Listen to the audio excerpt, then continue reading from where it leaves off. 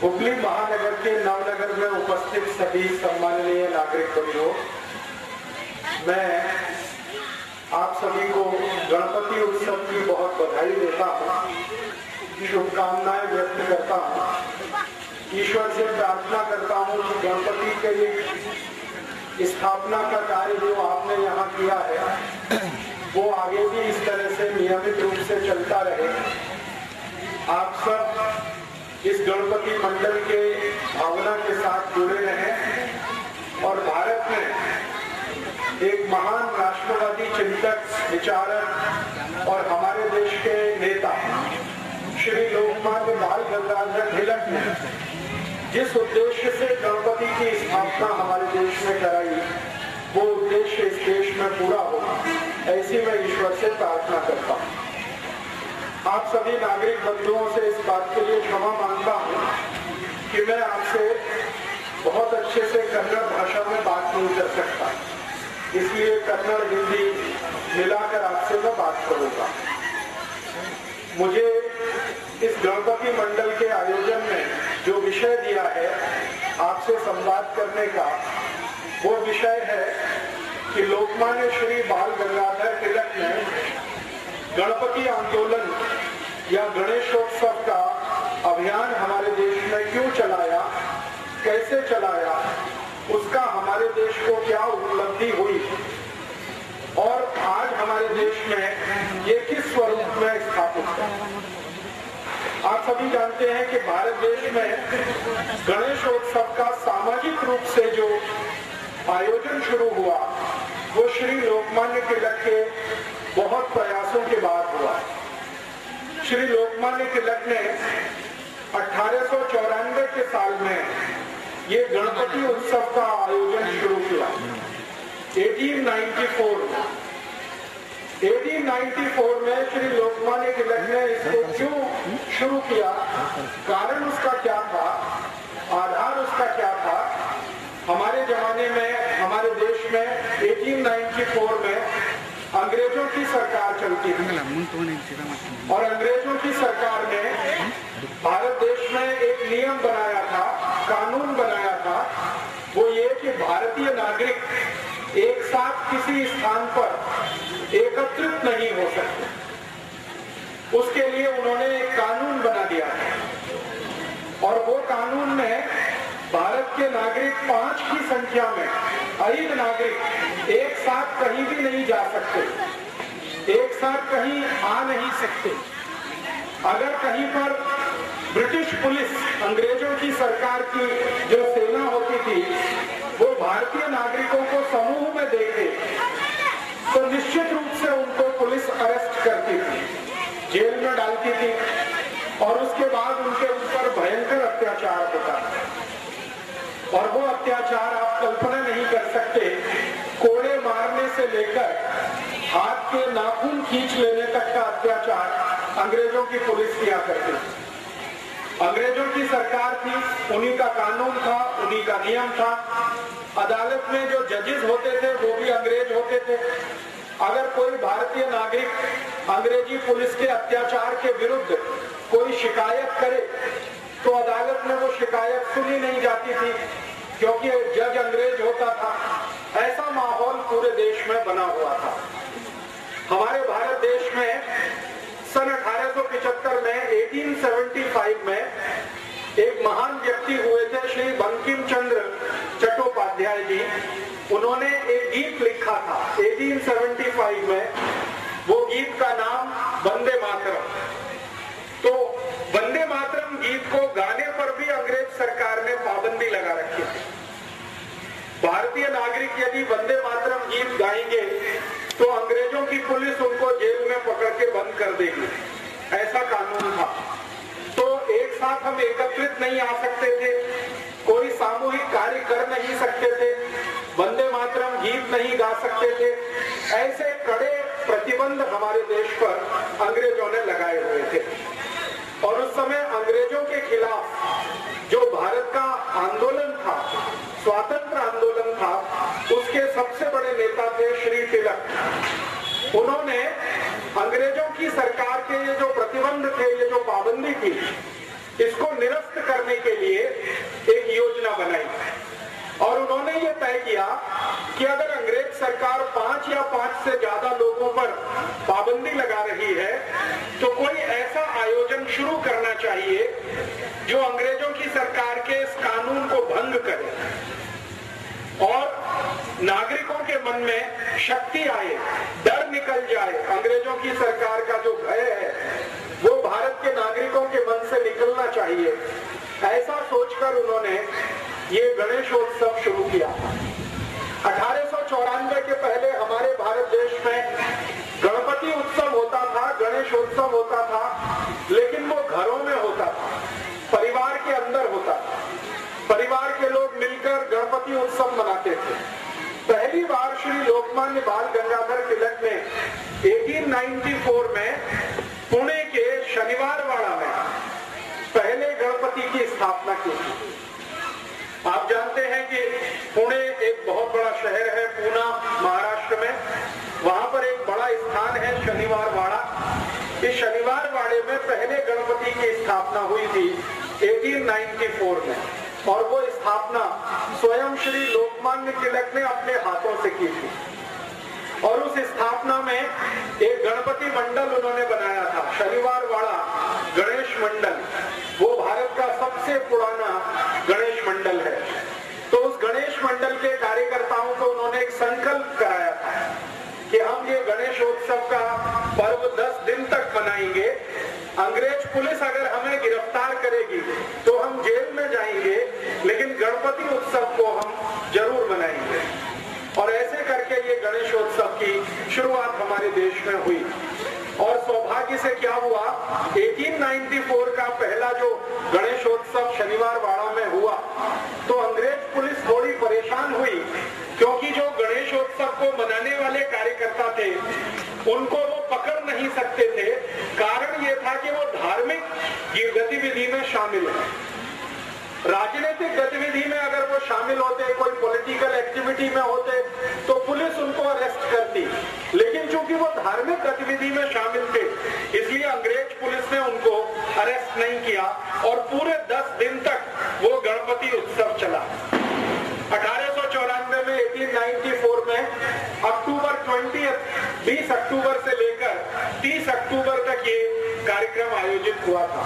श्री लोकमान्य तिलक ने हर दिन शाम को एक व्याख्यान वहां पर आयोजित किया था।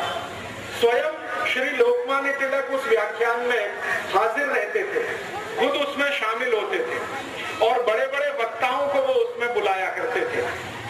एक दिन का व्याख्यान हुआ तो उसमें उन्होंने कलकत्ता से एक बहुत बड़े नेता को बुलाया। उनका नाम था श्री विपिन चंद्र पाल।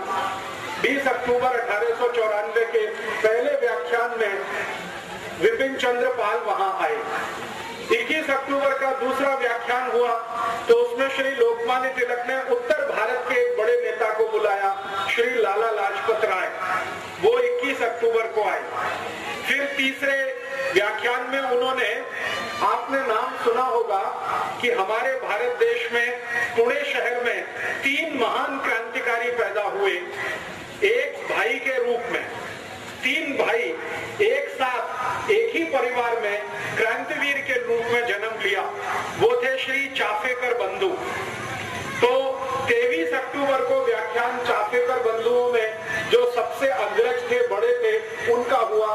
फिर 24 अक्टूबर को चाफेकर बंधुओं में दूसरे नंबर के जो उनके भाई थे उनका हुआ। एक श्री बालकृष्ण चाफेकर, एक दया कृष्ण चाफेकर, ऐसे करके तीनों चाफेकर बंधुओं का व्याख्यान हुआ। फिर उसके बाद श्री लोकमान्य तिलक ने मुंबई से एक बड़े नेता को बुलाया, उनका नाम था फिरोज शाह मेहता। उनका एक व्याख्यान हुआ और इस तरह से 10 दिन लगातार व्याख्यान माला चली। गणपति उत्सव हुआ, व्याख्यान माला चली। जितने भी वक्ता वहां पर व्याख्यान देने के लिए आए पहले गणपति उत्सव में, सबका जोर ये था कि भगवान गणेश हमारे देश को आजादी दिलाएं, भगवान गणेश हमारे भारत को स्वराज्य दिलवाएं, हमारे भारत देश में अंग्रेजों की सरकार समाप्त हो। सभी व्याख्याताओं ने इस तरह के विषय लिए थे और जितने भी लोग सुनने के लिए आते थे उनमें उन्होंने देशभक्ति की भावना, राष्ट्रभक्ति की भावना पूरे व्याख्यानों के माध्यम से भरने शुरू किया। परिणाम क्या हुआ? पुणे के लोगों में गणपति आयोजन के लिए उत्साह पैदा हुआ और 1894 में पहले गणपति की स्थापना पुणे में शनिवारवाड़ा में हुई। अगले वर्ष 1895 में पूरे पुणे में 11 गणपति मंडल बने एक ही वर्ष के बाद और 11 गणपति स्थापित हुए। उसके बाद 1896 में एक साथ 31 गणपति स्थापित हुए, 31। फिर उसके बाद 1897 में पता चला 100 से ऊपर गणपति हो गए। फिर इस तरह से ये संख्या बढ़ती गई और 1898 तक आते आते पुणे से बाहर मुंबई में, पुणे से थोड़ा आगे जाकर अहमदनगर में, फिर पुणे के थोड़ा सा और आगे जाकर नागपुर में, पूरे विदर्भ में ये फैलता ही गया गणपति उत्सव का। और पुणे के आजू बाजू के महाराष्ट्र के सारे बड़े शहरों में ये गणपति की स्थापना जैसे जैसे बढ़ती गई वैसे वैसे भारत देश के लोगों में चेतना भी बढ़ती गई। थोड़े दिन के बाद पता चला कि संपूर्ण महाराष्ट्र राज्य में गणपति आ गए और गणेशोत्सव बहुत जोर शोर से मनाना शुरू हुआ। 1894 के बाद 1904 में माने सन 1904 में पहली बार लोकमान्य तिलक ने भारतवासियों को ये अपील किया कि हम गणेशोत्सव का जो आयोजन करते हैं इसका मुख्य जो उद्देश्य है वो भारत का स्वराज्य प्राप्ति करना है, आजादी प्राप्त करना है। बिना आजादी के गणेशोत्सव का कोई अर्थ नहीं है। हमारा देश अंग्रेजों का गुलाम रहे और हमारे देव देश के अंदर हैं तो एक तरह से वो भी गुलामी में है। पहली बार लोगों ने श्री लोकमान्य तिलक के इस उद्देश्य को और इस स्वप्न को बहुत गंभीरता से समझा। उसके बाद एक दुर्घटना हो गई हमारे देश और वो दुर्घटना ये थी 1904 में, सन 1904 में एक अंग्रेज अधिकारी था जो गवर्नर वॉयसराय की हैसियत में आया था, उसका प्रमोशन हुआ था। उसका नाम था कर्जन। ये बंगाल का वॉयसराय बना था। बंगाल का वॉयसराय बनने के बाद इस कर्जन ने एक बहुत खतरनाक काम किया था। उसने क्या किया था? बंगाल राज्य को 2 भागों में बांट दिया था, 2 हिस्से कर दिए बंगाल के और उसके लिए एक कायदा बनाया, कानून बनाया और उसका नाम दिया उसने division of Bengal act, Bengal को बांटने का कानून। कर्जन नाम के इस अंग्रेज अधिकारी ने किया। बंगाल उस समय भारत देश का सबसे बड़ा राज्य था। आज हमारे भारत देश में कर्नाटक, तमिलनाडु, केरल जैसे 35 राज्य हैं, भूवत्तहित राज्य हैं। आज से लगभग 150 वर्ष पहले, 160 वर्ष पहले भारत देश में सिर्फ 4 राज्य थे, 4 स्टेट्स थे। एक बंगाल था, दूसरा मद्रास राज्य था, उसको अंग्रेजी में प्रेसिडेंसी कहा जाता था।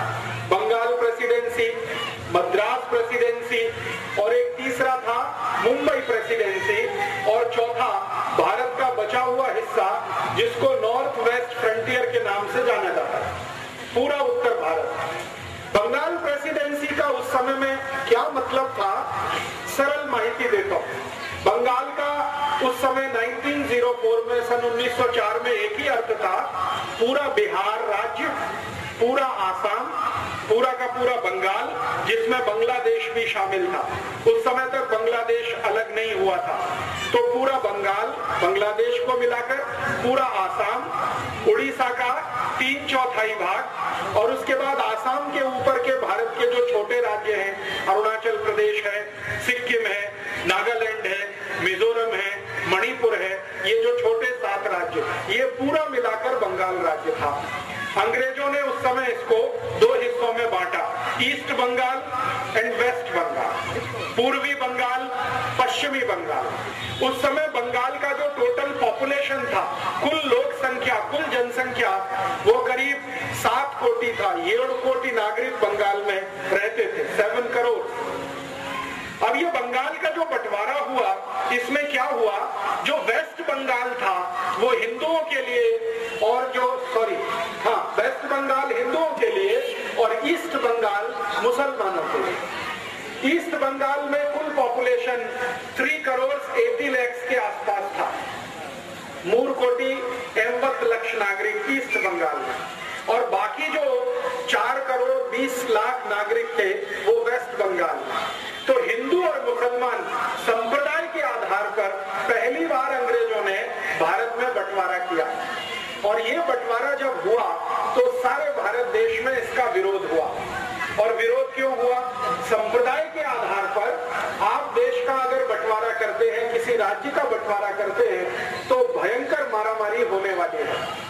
तो श्री लोकमान्य तिलक ने सबसे पहले इसका विरोध किया, और 1905 में श्री लोकमान्य तिलक ने एक आदेश जारी किया भारत के नागरिकों के लिए कि अगर अंग्रेजों की सरकार भारत के एक बंगाल राज्य का संप्रदाय के आधार पर बंटवारा करती है तो इस अंग्रेज सरकार को हम भारत में अब रहने नहीं देंगे, चलने नहीं देंगे।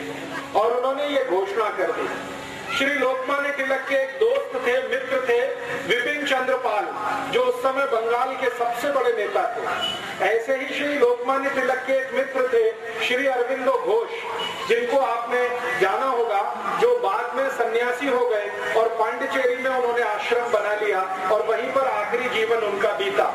तो श्री अरविंदो घोष और विपिन चंद्र पाल, सुरेंद्रनाथ बनर्जी, उमेश चंद्र बनर्जी, व्योमेश चंद्र बनर्जी, ताराशंकर बंदोपाध्याय, ऐसे एक दो नहीं सैकड़ों सैकड़ों बंगाल के नेता श्री तिलक के पास मिलने के लिए पुणे में आए। और तिलक के सामने उन्होंने कहा कि अब हमें क्या करना चाहिए। श्री लोकमान्य तिलक ने कहा कि पूरे बंगाल में आपको श्री गणपति के नाम पर उत्सव शुरू करना चाहिए। तो जो नेता आए थे उन्होंने कहा कि हमारे राज्य में, बंगाल में गणपति उत्सव तो कोई मनाता नहीं है और गणेश जी को बंगाल में कोई ज्यादा प्रभाव भी नहीं है। तो लोकमान्य तिलक ने पूछा, फिर आप बताइए आपके यहाँ किसका प्रभाव है? तो उन्होंने कहा जो नवदुर्गा होती है, दुर्गा पूजा होती है, उसका बंगाल में बहुत असर है। तो श्री तिलक ने कहा कि ठीक है, मैं यहाँ महाराष्ट्र में गणेशोत्सव करता हूँ, आप बंगाल में दुर्गा उत्सव शुरू करिए और इसके साथ संगठन बनाइए और अंग्रेजों की सरकार के खिलाफ फिर हमें लड़ना है। तो इस तरह से श्री लोकमान्य तिलक के प्रयासों से पूरे बंगाल में 1905 से 1905 से दुर्गा उत्सव शुरू हुआ, जो आज तक चला आ रहा है और भारत के अनेक राज्यों में फैल गया है।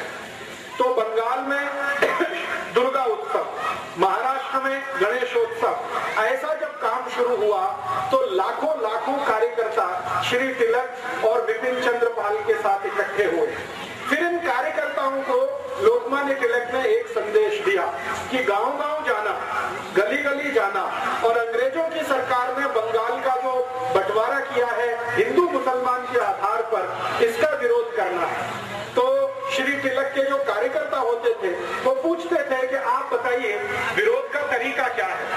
तो श्री तिलक ने उन सबको बोल रखा था कि देखो, अंग्रेजों की सरकार भारत में तभी तक चलेगी जब तक अंग्रेजों का माल भारत में बिकेगा।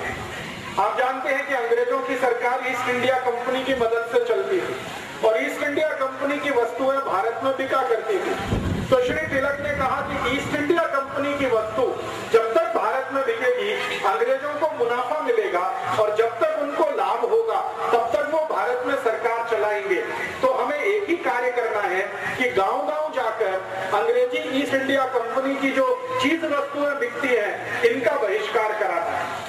और ऐसे करके 1905 में 1905 में स्वदेशी आंदोलन शुरू हुआ और वो बंगाल का जो विभाजन हुआ था उसके विरोध में शुरू हुआ।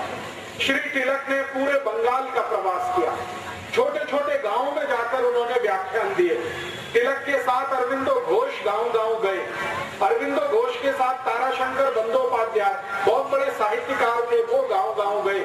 श्री बंकिम चंद्र चट्टोपाध्याय, जिन्होंने वंदे मातरम गीत लिखा, वो श्री लोकमान्य तिलक के साथ गांव-गांव गए और इस तरह से बहुत बड़े नेताओं की टीम तैयार हुई। उन्होंने पूरे बंगाल में स्वदेशी की लहर पैदा कर दी। परिणाम क्या हुआ कि ये स्वदेशी आंदोलन 1905 में 1905 में जो शुरू हुआ, 2 वर्ष के बाद इसका इतना असर था कि बंगाल में अंग्रेजी ईस्ट इंडिया कंपनी का सामान बिकना बंद हो गया, उनका कापड़ बिकना बंद हो गया। ईस्ट इंडिया कंपनी की उस समय भारत में शक्कर बिकती थी, शुगर, क्योंकि शुगर भारत में बनती नहीं थी, वो इंग्लैंड से आती थी, तो शुगर बिकना बंद हो गया। और इस स्वदेशी आंदोलन का इतना असर हुआ पूरे बंगाल में कि जो मिठाई बनाने वाले लोग हैं, स्वीट्स बनाने वाले लोग, उन्होंने शक्कर इस्तेमाल करना बंद कर दिया, गुड़ से मिठाई बनाना शुरू किया। इतना प्रभाव था।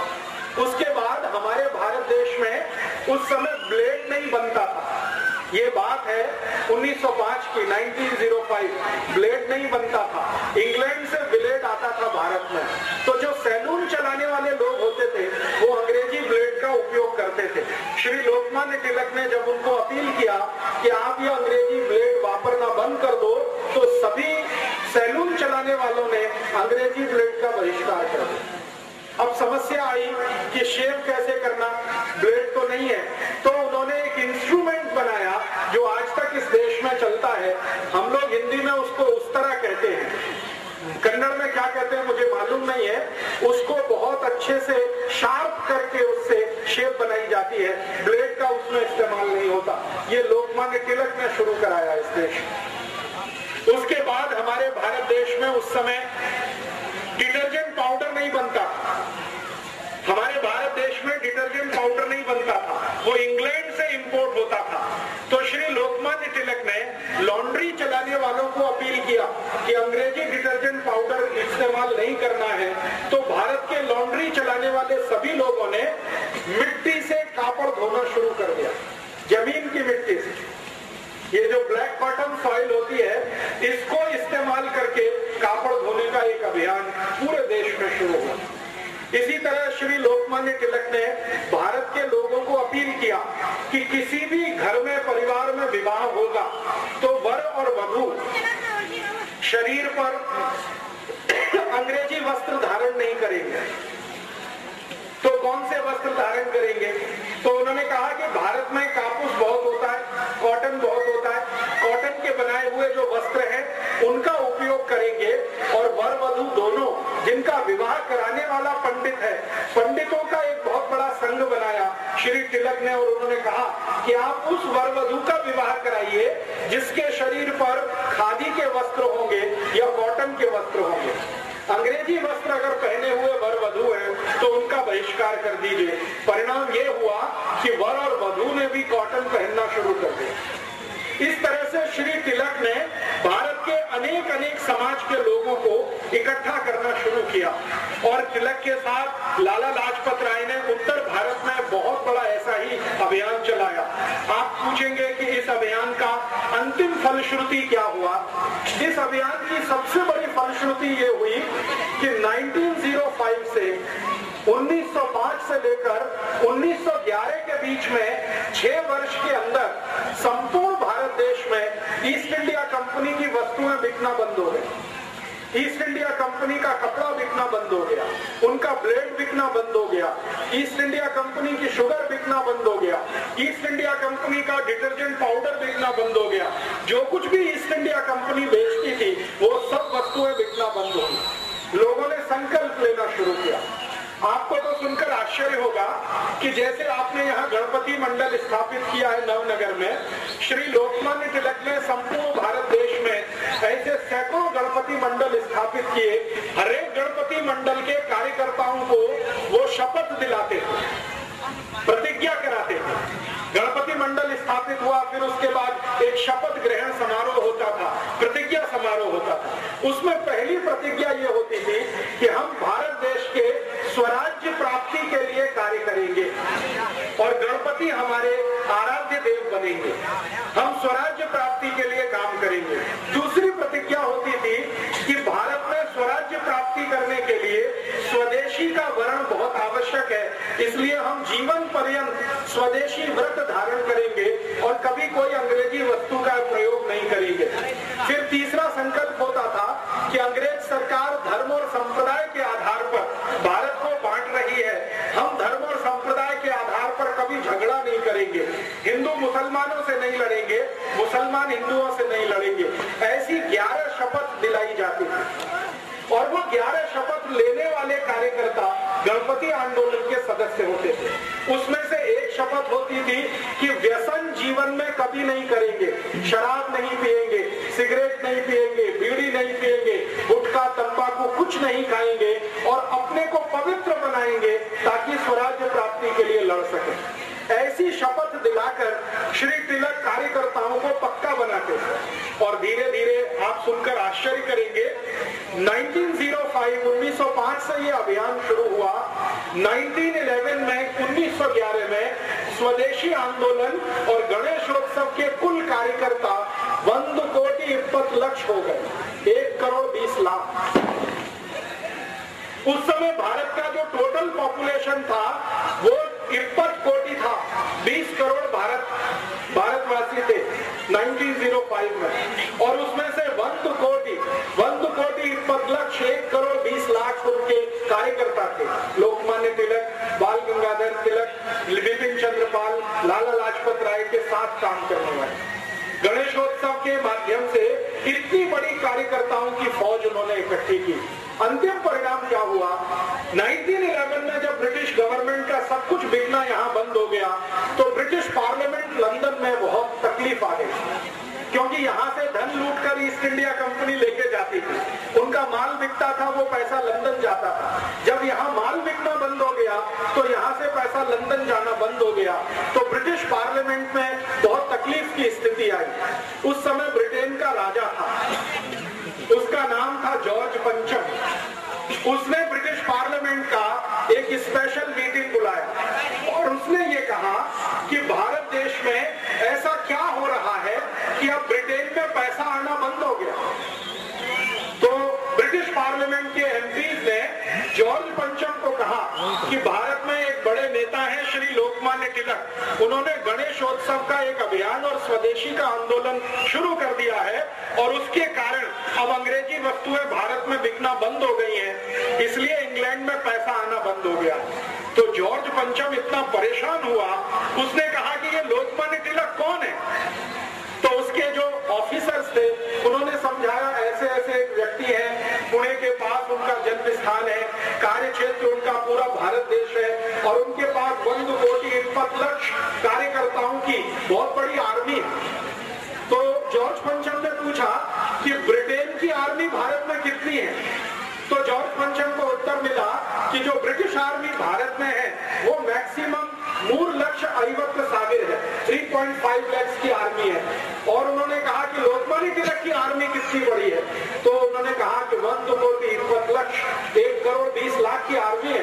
तो फिर जॉर्ज पंचम ने कहा कि उसका commander in chief Lokmanya Tilak 1,20,00,000 की आर्मी है, कितनी बड़ी आर्मी है, मैं उसको देखना चाहता हूँ।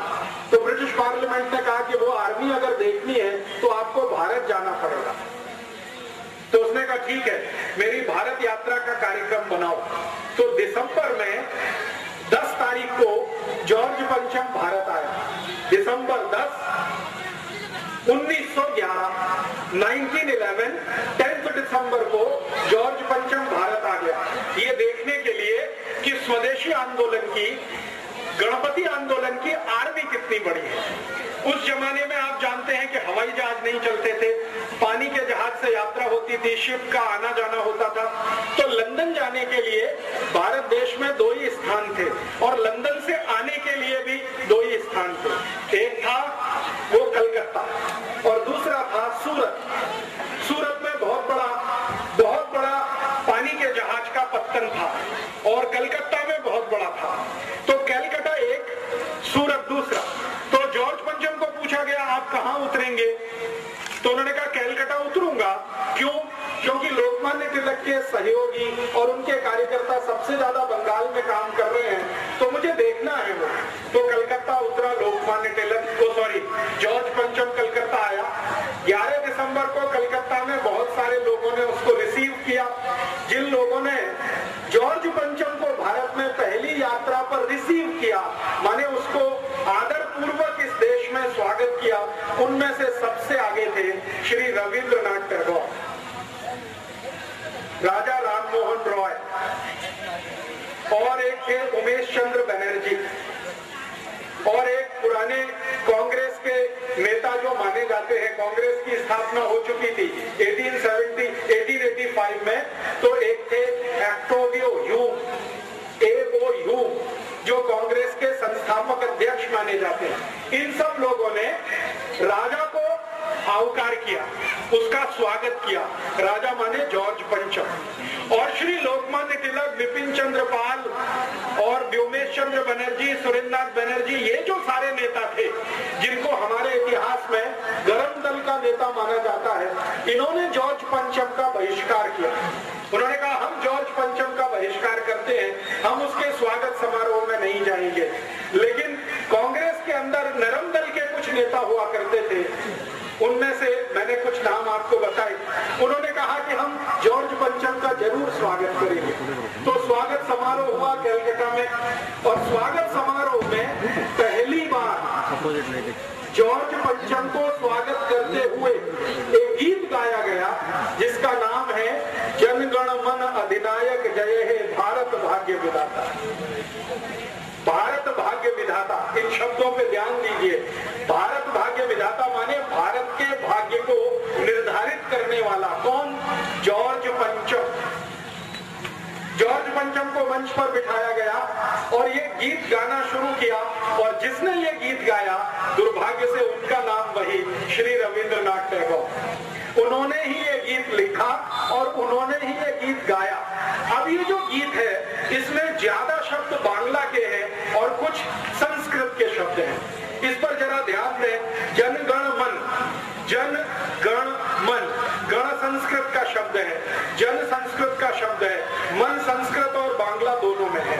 तो इसका अर्थ है भारत की जनता की तरफ से, गण माने छोटे छोटे राजा और उनके प्रतिनिधि, हम सब भारत की जनता की तरफ से, छोटे छोटे राजाओं की तरफ से जनगण मन अधिनायक जय, अधिनायक माने सुपर हीरो, माने जॉर्ज पंचम, आपकी जय करने के लिए यहाँ आए हैं।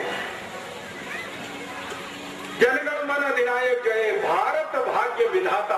भारत के आप भाग्य विधाता है, आपको भारत का भाग्य तय करना है क्योंकि आपके हाथ में सब कुछ है।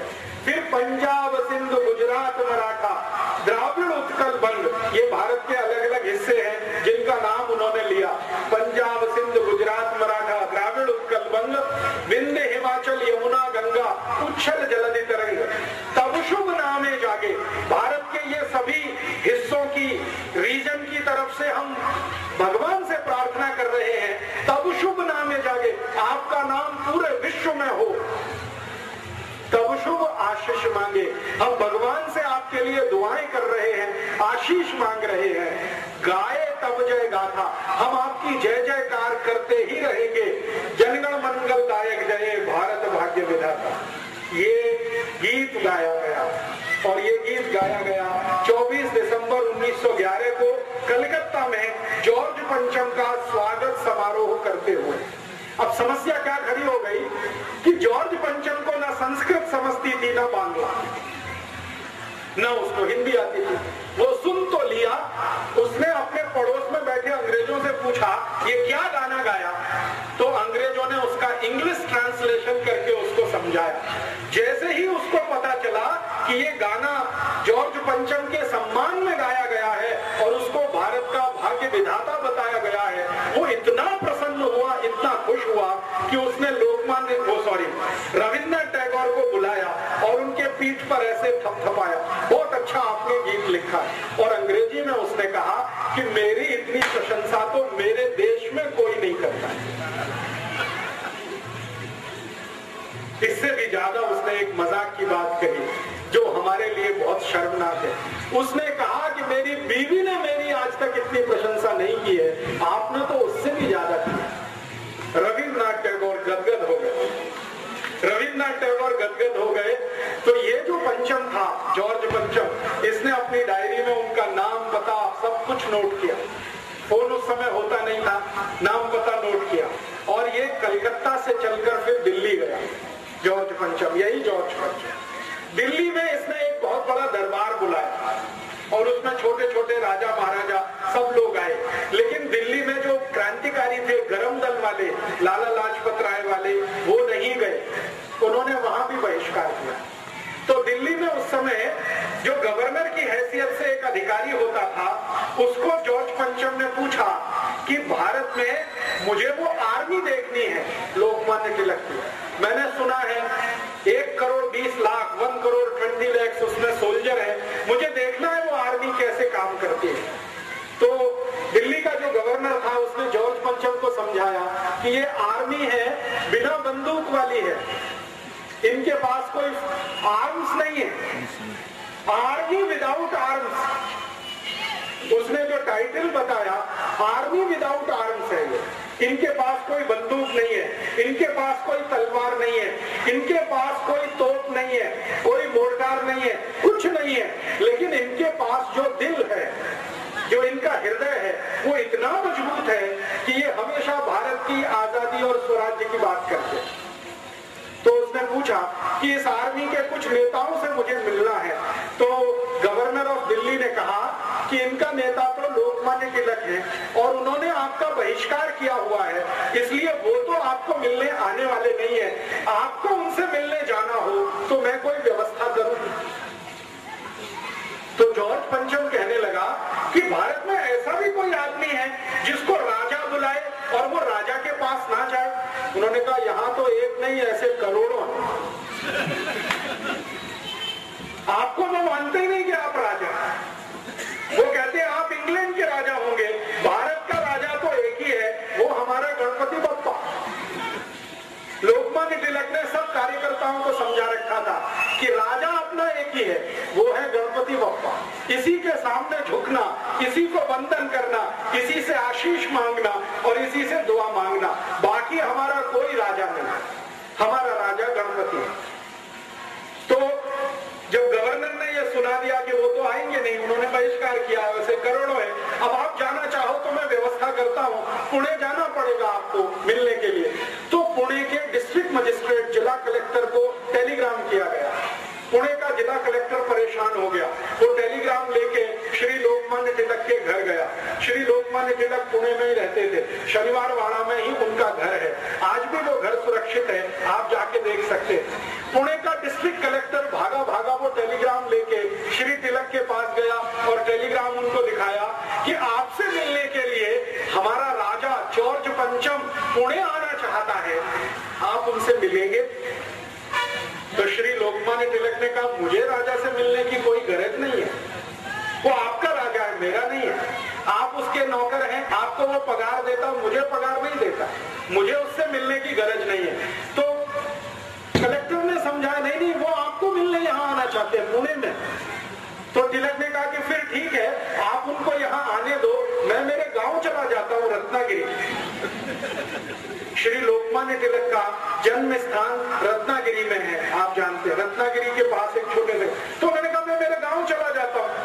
तो फिर कलेक्टर ने पूछा मेरी तो नौकरी चली जाएगी। तो उन्होंने कहा कि बहुत अच्छा है तुम्हारी नौकरी जाए, तुम्हारे राजा की नौकरी जाए, तुम यहाँ सब हिंदुस्तान छोड़कर चले जाओ, हमारा स्वराज्य हमें मिल जाए, मैं तो यही चाहता हूँ। तो कलेक्टर ने वापस टेलीग्राम कर दिया कि श्री लोकमान्य तिलक आपको मिलने को बिल्कुल इच्छुक नहीं है, तैयार नहीं है, अब क्या करना। तो अंग्रेज पुलिस को कहा गया कि आप लोकमान्य तिलक को अरेस्ट करो और अरेस्ट करके उनको जॉर्ज पंचम की सेवा में लेके आओ। तो श्री लोकमान्य तिलक के पास जब पुलिस ऑफिसर पहुंचा अरेस्ट करने के लिए, तो उन्होंने कहा कि मुझे अरेस्ट करने के लिए आप कानून बताओ, किस कानून से आप मुझे अरेस्ट कर सकते हैं। तो पुलिस ने कहा आप हमारे राजा को नहीं मिलना चाहते। तो उन्होंने कहा ये कोई अपराध नहीं है, ये कहीं भी किसी कानून की किताब में नहीं है। उस समय तक हमारे देश में जो कानून की किताब चलती थी उसका नाम था आईपीसी, इंडियन पिनल कोड, 1860 से ये चल गई थी। तो उन्होंने कहा आईपीसी का कौन सा प्रोविजन है जिसका मैंने वायलेशन किया है और आप मुझे गिरफ्तार कर रहे हैं। तो पुलिस ऑफिसर निरुत्तर हो गया, वो चुपचाप वापस गया और जॉर्ज पंचम को कह दिया गया कि ये व्यक्ति इतना पक्का है कि ये जो तय कर लेगा वही करेगा, ये आपसे मिलेगा नहीं। जॉर्ज पंचम बिना मिले वापस गया दिल्ली से, बिना मिले वापस गया। और भारत में उस समय कांग्रेस के अंदर यही एक तेजस्वी नेता थे श्री तिलक, जिन्होंने जॉर्ज पंचम से मिलने को मना कर दिया। बाकी जो कांग्रेस के नेता थे, मैंने नाम लिया, रविन्द्रनाथ टैगोर थे, उमेश चंद्र बनर्जी थे, एक गोपाल कृष्ण गोखले थे, ये सब जॉर्ज पंचम को सलामी देके आए। तिलक नहीं गए, लाला लाजपत राय नहीं गए, विपिन चंद्र पाल नहीं गए। जॉर्ज पंचम को तिलक का नहीं मिलना इतना अंदर तक चोट पहुंचाया कि जब जॉर्ज पंचम वापस जा रहा था दिल्ली से, उसने कहा अब तो मुझे वापस जाना है, तो दिल्ली से कलकत्ता, कलकत्ता से फिर पानी के जहाज से लंदन। तो जॉर्ज पंचम ने कहा कि ऐसा कोई व्यक्ति भारत में है जो मुझे मिलने से मना कर सकता है और किसी कानून के आधार पर हम उसे अरेस्ट भी अभी नहीं कर सकते, तो ऐसे व्यक्ति की मांग क्या है? तो अंग्रेज गवर्नर दिल्ली ने उनको कहा कि उसकी सबसे पहली मांग है कि 1905 में जो कर्जन ने डिवीजन ऑफ बंगाल एक्ट बनाया है, बंगाल को हिंदू मुसलमान के आधार पर तोड़ दिया है, ये कानून वापस लेना और बंगाल को फिर से एक करना। तो जॉर्ज पंचम ने गवर्नर को कहा कि ऐसे वीर बहादुर पराक्रमी व्यक्ति का थोड़ा तो सम्मान करो और ये बंगाल का बंटवारा रद्द करो। और भारत के इतिहास में ये पहली और आखिरी घटना है जब बंगाल को बंटवारा करके अंग्रेजों ने 6 साल के बाद वापस फिर से एक किया और ईस्ट और वेस्ट बंगाल फिर से एक हुआ। और लोकमान्य तिलक की इतनी जय जयकार पूरे देश में हुई। 1911 में जब बंगाल फिर से एक हो गया, डिवीजन ऑफ बंगाल एक्ट वापस हो गया, तो सारे देश में लोकमान्य तिलक के स्वागत समारोह आयोजित हुए और एक एक समारोह में 50-50 हजार लोग आते थे। उस जमाने में ये माइक नहीं होता, बिना माइक के उनको व्याख्यान करना पड़ता। आप जरा सोचिए, 50,000 की भीड़, 50,000 नागरिक लोकमान्य तिलक को सुनने के लिए कहीं खड़े हैं, कैसे वो बोले जो आखिरी आदमी तक बात पहुंचे? तो वो संभव नहीं होता था। तो श्री तिलक चिल्ला चिल्ला कर बोलते और दुष्परिणाम क्या हुआ? 1911 से जब उनका ये स्वागत समारोह शुरू हुआ, 1915 तक ये चलता रहा। 4-5 साल चिल्ला चिल्ला कर बोलने के कारण उनके सारे फेफड़े गल गए, उनके लंग्स में इंफेक्शन आ गया, क्योंकि माइक तो होता नहीं था। गले में इंफेक्शन आया, लंग्स में इंफेक्शन आया और वो इंफेक्शन इतना गंभीर था कि उसी में श्री लोकमान्य तिलक की मृत्यु हुई। 1915 से लेकर 1920 तक वो कहीं जा नहीं सके, बोल नहीं सके ज्यादा। थोड़े भी बोलते थे तो गले में दर्द होता, थोड़े भी बोलते थे तो लंग्स में पानी भर जाता और उस समय ट्रीटमेंट भी नहीं था। प्लूरिसी नाम की एक बीमारी उनको हो गई, उसका कोई ट्रीटमेंट नहीं था। उसका एक ही ट्रीटमेंट था कि वो कोई ठंडे प्रदेश में जाकर थोड़े दिन आराम करें। लेकिन तिलक कहा करते थे कि अगर ये जीवन में आराम किया तो स्वराज्य कैसे आएगा? इसलिए उन्होंने अपने स्वास्थ्य को दुर्लक्ष्य किया, अपनी हेल्थ को कभी ध्यान नहीं दिया और उसी चक्कर में उनकी पत्नी रात दिन परेशान रहती थी और उनकी मृत्यु हुई उनकी पत्नी की, इसी चिंता में कि तिलक कभी स्वास्थ्य का ध्यान नहीं रखते, लगातार प्रवास करते थे। अब उस जमाने में प्रवास करने के लिए गाड़ी नहीं थी तो साइकिल से प्रवास करते थे। कभी साइकिल नहीं होती थी तो बैलगाड़ी में बैठ के प्रवास करते, कभी कभी बैलगाड़ी नहीं तो घोड़े पर बैठकर प्रवास करते। घोड़ा भी नहीं मिला तो वो जो ऊंट होता है कैमल, उस पर बैठकर प्रवास करते थे और कुछ नहीं मिला तो पैदल पैदल प्रवास करते। तो प्रवास बहुत किया, व्याख्यान बहुत दिए, स्वागत समारोह जगह जगह होते थे, उसमें फंड इकट्ठा होता था और वो फंड इतना हो गया कि वो कोटि कोटि रुपए। बाद में उसी फंड को नाम दिया गया तिलक स्वराज फंड। इतिहास की पुस्तकें जब आप पढ़ेंगे तो उसमें एक जगह चैप्टर है तिलक स्वराज फंड। ये लोकमान्य तिलक को स्वागत समारोह में जो दान मिलता था वो सारा उन्होंने इकट्ठा किया था। आप पूछेंगे तिलक स्वराज फंड कितना था? आज से लगभग 80-90 वर्ष पहले, 80-90 years बिफोर, तिलक स्वराज फंड 21 करोड़ रुपीस का था, 21 कोटि रुपए, इतना धन था। आज के हिसाब से अगर आप इसको जोड़ना चाहें तो इसमें 300 का मल्टीप्लिकेशन करना, क्योंकि 1920 का 1 रुपए, 1 रुपया 2007 के 300 रुपीस के बराबर है। तो 300 में 21 का गुणा कर लीजिए, 6,300 करोड़ रुपीस श्री लोकमान्य तिलक ने इकट्ठा किया इस देश में घूम घूम कर। और वो फंड जब उन्होंने इकट्ठा किया तो उस फंड से फिर परिणाम क्या किया, उन्होंने क्या काम में लगाया वो फंड। उन्होंने कहा कि भारत में जो जो वस्तुओं का उत्पादन नहीं होता वो सभी ये पैसे से बनाई जाएंगी। मैंने आपसे कहा ब्लेड नहीं बनता था भारत में, श्री तिलक ने ब्लेड बनाने की इंडस्ट्री शुरू कराई पुणे के पास। वो समय में शुगर नहीं बनती थी इस देश में, शुगर बनाने का कारखाना उसी फंड में से लगा। हमारे देश में उस जमाने में आयरन और स्टील के लिए कोई बड़ा प्रोडक्शन यूनिट नहीं था। तिलक ने भारत देश के एक बड़े उद्योगपति जिनका नाम था जमशेद जी टाटा, उनको एक दिन अपने घर बुलाया और कहा कि भारत को स्टील की जरूरत है, आप स्टील बनाना शुरू करिए, हम इंग्लैंड से स्टील नहीं खरीदेंगे। तो टाटा, जमशेद जी टाटा ने श्री लोकमान्य तिलक के एक वाक्य पर पूरा टिस्को खड़ा कर दिया, टाटा स्टील कंपनी, वो तिलक ने खड़ी करवाई है इस देश में। बजाज ग्रुप को एक दिन तिलक ने बुलाया, जमनालाल बजाज को, और कहा कि हम इंग्लैंड से कापड़ आयात करते हैं, भारत में कपड़ा बनना चाहिए। खादी का तो बनता है, वो हाथ का है, लेकिन वो मोटा होता है, लोगों को बारीक कपड़ा पहनना है, महीन, तो आप उसके लिए मिल लगाइए। तो जमनालाल बजाज ने तिलक के कहने पर पहली मिल लगाई कलकत्ता। डालमिया जी को बुलाया एक दिन और कहा आप कुछ प्रोडक्शन में जाइए। डालमिया जी ने कहा ठीक है, हम भी भारत के।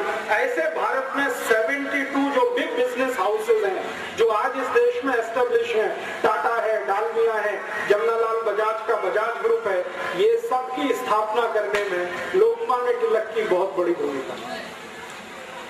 1915 में श्री तिलक ने ये सब शुरू किया, 1920 तक वो ये करते रहे और 1 अगस्त 1920 को उनका स्वर्गवास हुआ।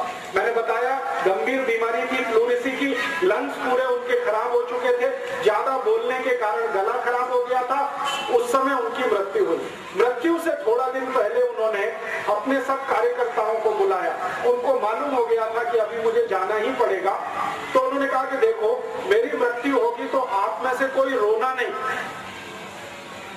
और कभी भी मेरे नाम पर आंसू बहाना नहीं। मैंने जिंदगी में कभी अंग्रेजों की गुलामी स्वीकार नहीं की है, तो आप भी मेरे पद चिन्हों पर चलना, आप भी अंग्रेजी गुलामी स्वीकार नहीं करें। आप स्वतंत्र हैं, भगवान आपको आगे भी स्वतंत्र बनाकर रखेगा। मेरे आदर्शों का खून नहीं करना, कोई रोएगा नहीं, मैं मरूंगा, खुशी के साथ मुझे विदा करना। और उन्होंने एक बहुत महत्वपूर्ण वाक्य कहा जो पूरे जीवन का सबसे बड़ा सच है।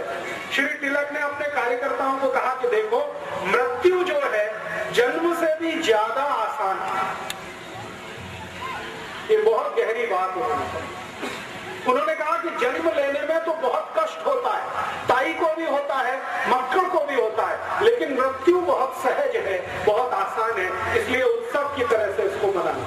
और ये हुआ 1 अगस्त को सुबह जब उनकी अंतिम यात्रा निकली, प्राण उनके पूरे हुए, तो पूरा पुणे शहर, पूरा मुंबई, पूरा भारत खड़ा हो गया। ऐसी अंतिम यात्रा इस देश में किसी की नहीं निकली।